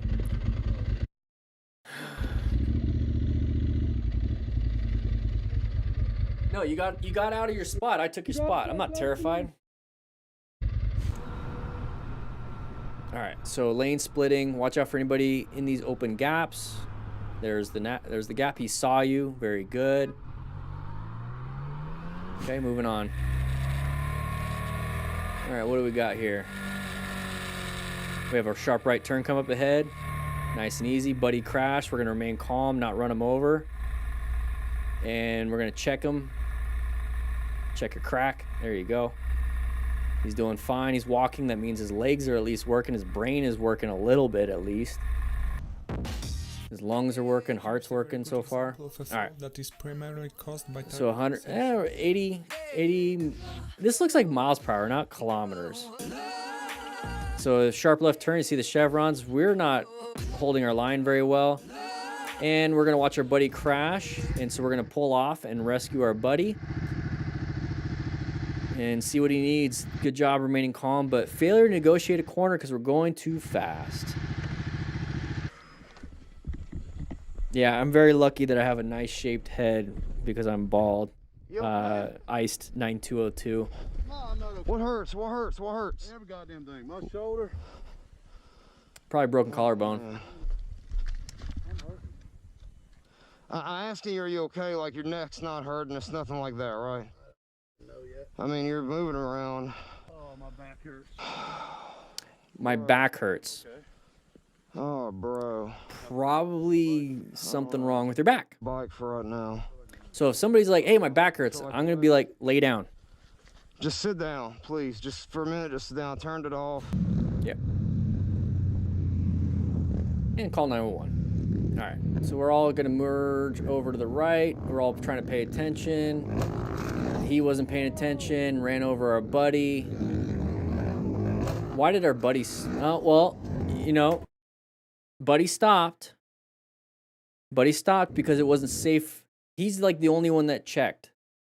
This is why I don't like group rides, because even if I'm doing everything right and I'm riding my own ride, the person behind me is not. The person side by side with me is not. The person in front of me is not. I don't like group rides. I just don't. I don't know. I don't know. I do group rides with cars when I'm riding by myself and there's cars everywhere. It's a group ride. I'm staying staggered, doing all that stuff.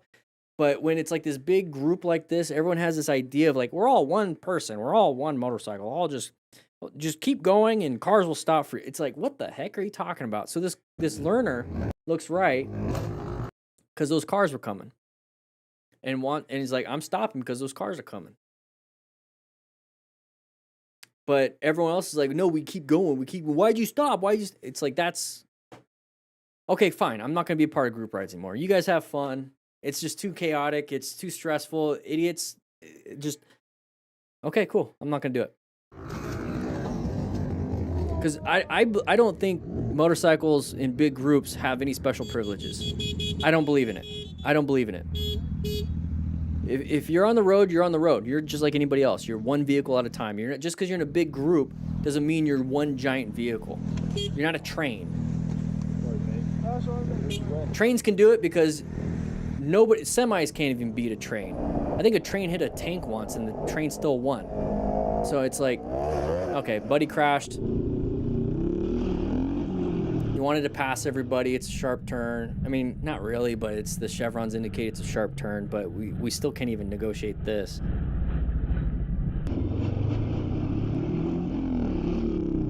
We're just gonna keep watching it, I guess.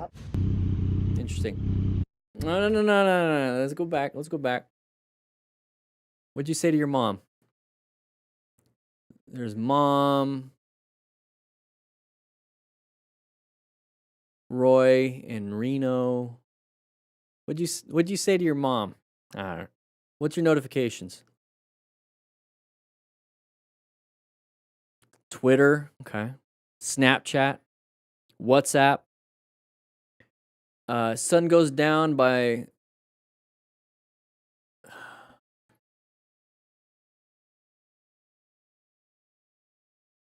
somebody just added to this. So he's got WhatsApp, Instagram,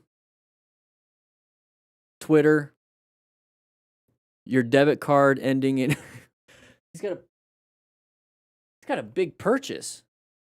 That's a Wells Fargo notification. Your debit card purchase of, it looks like it's 820, like 8,000. Did he just buy a bike?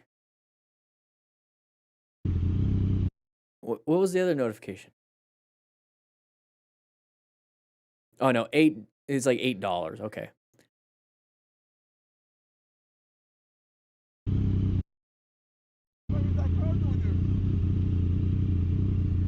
Yeah, I know. Wrong side of the road. Okay. I don't know. Gotta be careful when you post stuff. Because I'm gonna look. Okay, blind corner. Hey, that's sharp. Look at all those chevrons. Oh. See, people think like these little pylons are, oh, they're just like little itty bitty cones. They're soft. No, they're not. They're not. It's a blind corner. We're coming into a blind corner. We see the chevrons. I'm going to start slowing down right now. The chevrons are close to each other, meaning it's sharp. And you see how it's just kind of sharper. Was there a sign up ahead? Little render error. I'm looking for a sign on the right. No, there's no sign. But this is why I have the GPS on my phone, on my Rockform mount. It's like a mini map, so it's going to tell me it's like this. Yoink. That thing's not moving. It's going to flip you up and over. What, we're on a track? Like a running track? Oh, is the bike on top of him? Yep. That's got to be painful. His ram mount fell off. All right. Hopefully nobody behind us hits us. Nope, just giving him a thumbs up. He's like saying, go ahead and go.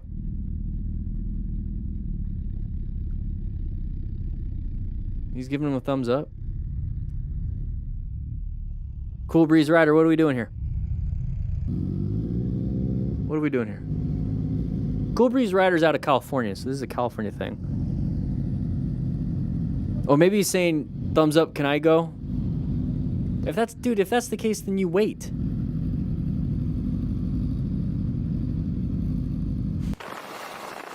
Alright. Oh, lane splitting. Love it. You're going to have a problem here pretty soon. Good swerve. So the person wanted to get in the right lane, past the truck. That's not a big deal. Now you're in the gap, so you get to give yourself a position for safety, navigate to the right. What are we doing? What are we doing here? Oh, it's close. It's close. Motion blur. Oh, 4 years ago? 22? Eh. Why are we still wearing masks in 22? Sun in the eyes. Didn't see you. Switch lanes. You're speeding faster than the flow of traffic. They didn't see you. They weren't anticipating you to be there. So be somebody that is predictable when you're riding a motorcycle so that other people understand. See how we're way faster than the flow of traffic?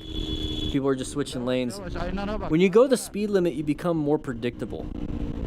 And if you're more predictable, there's a greater chance of being seen. I'm not saying it's going to be the best chance, but it's going to be a greater chance. Oh, we're going through construction or something. Hit some gravel. Yeah, I'm alright.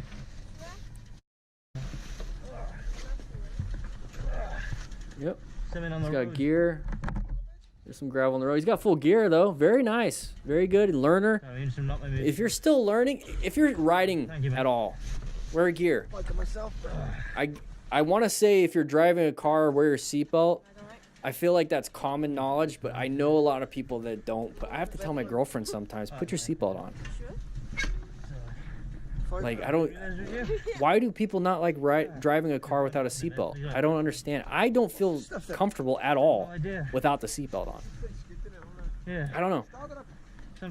Think of your gear as like a seatbelt. Thanks for... I mean, I know they make motorcycle seatbelts. Highly recommend... No, I don't. They don't make them. There's no blinker fluid, no seatbelts for motorcycles. What else? There is high beam fluid though. It's in the back of cycle gear. They don't sell it to the public. It's for when they fix your bike. So you have to ask the guy up front at Cycle Gear. You can get it at AutoZone too. Just walk in and be like, my high beams aren't as strong anymore. Do you have any high beam fluid? You have to ask. So there's no blinker fluid though. You have to ask for the high beam. But with that said, hope you guys ride safe, be safe. Check the links in the description for the Smart Rider motorcycle training system and all of the affiliate links for Rockform and Cardo. So with that said, hope you guys ride safe, be safe, and I'll see you guys later. That's it? Look at that. That's it. Woo-wee. My throat is sore. 3.5 hours. Hey, that was pretty good. But made it for the ending. Yes, you did, Shmee. Vet visit for 2 of our dogs had me gone all afternoon. Hopefully it was just a regular checkup. Time for din. See you later, Ham. See you later, guys. Is it still 109 degrees? It is still 109 degrees. I'm gonna go for a nice 3-mile ruck. It's gonna be fun. But I'll be seeing you guys next week. Bye.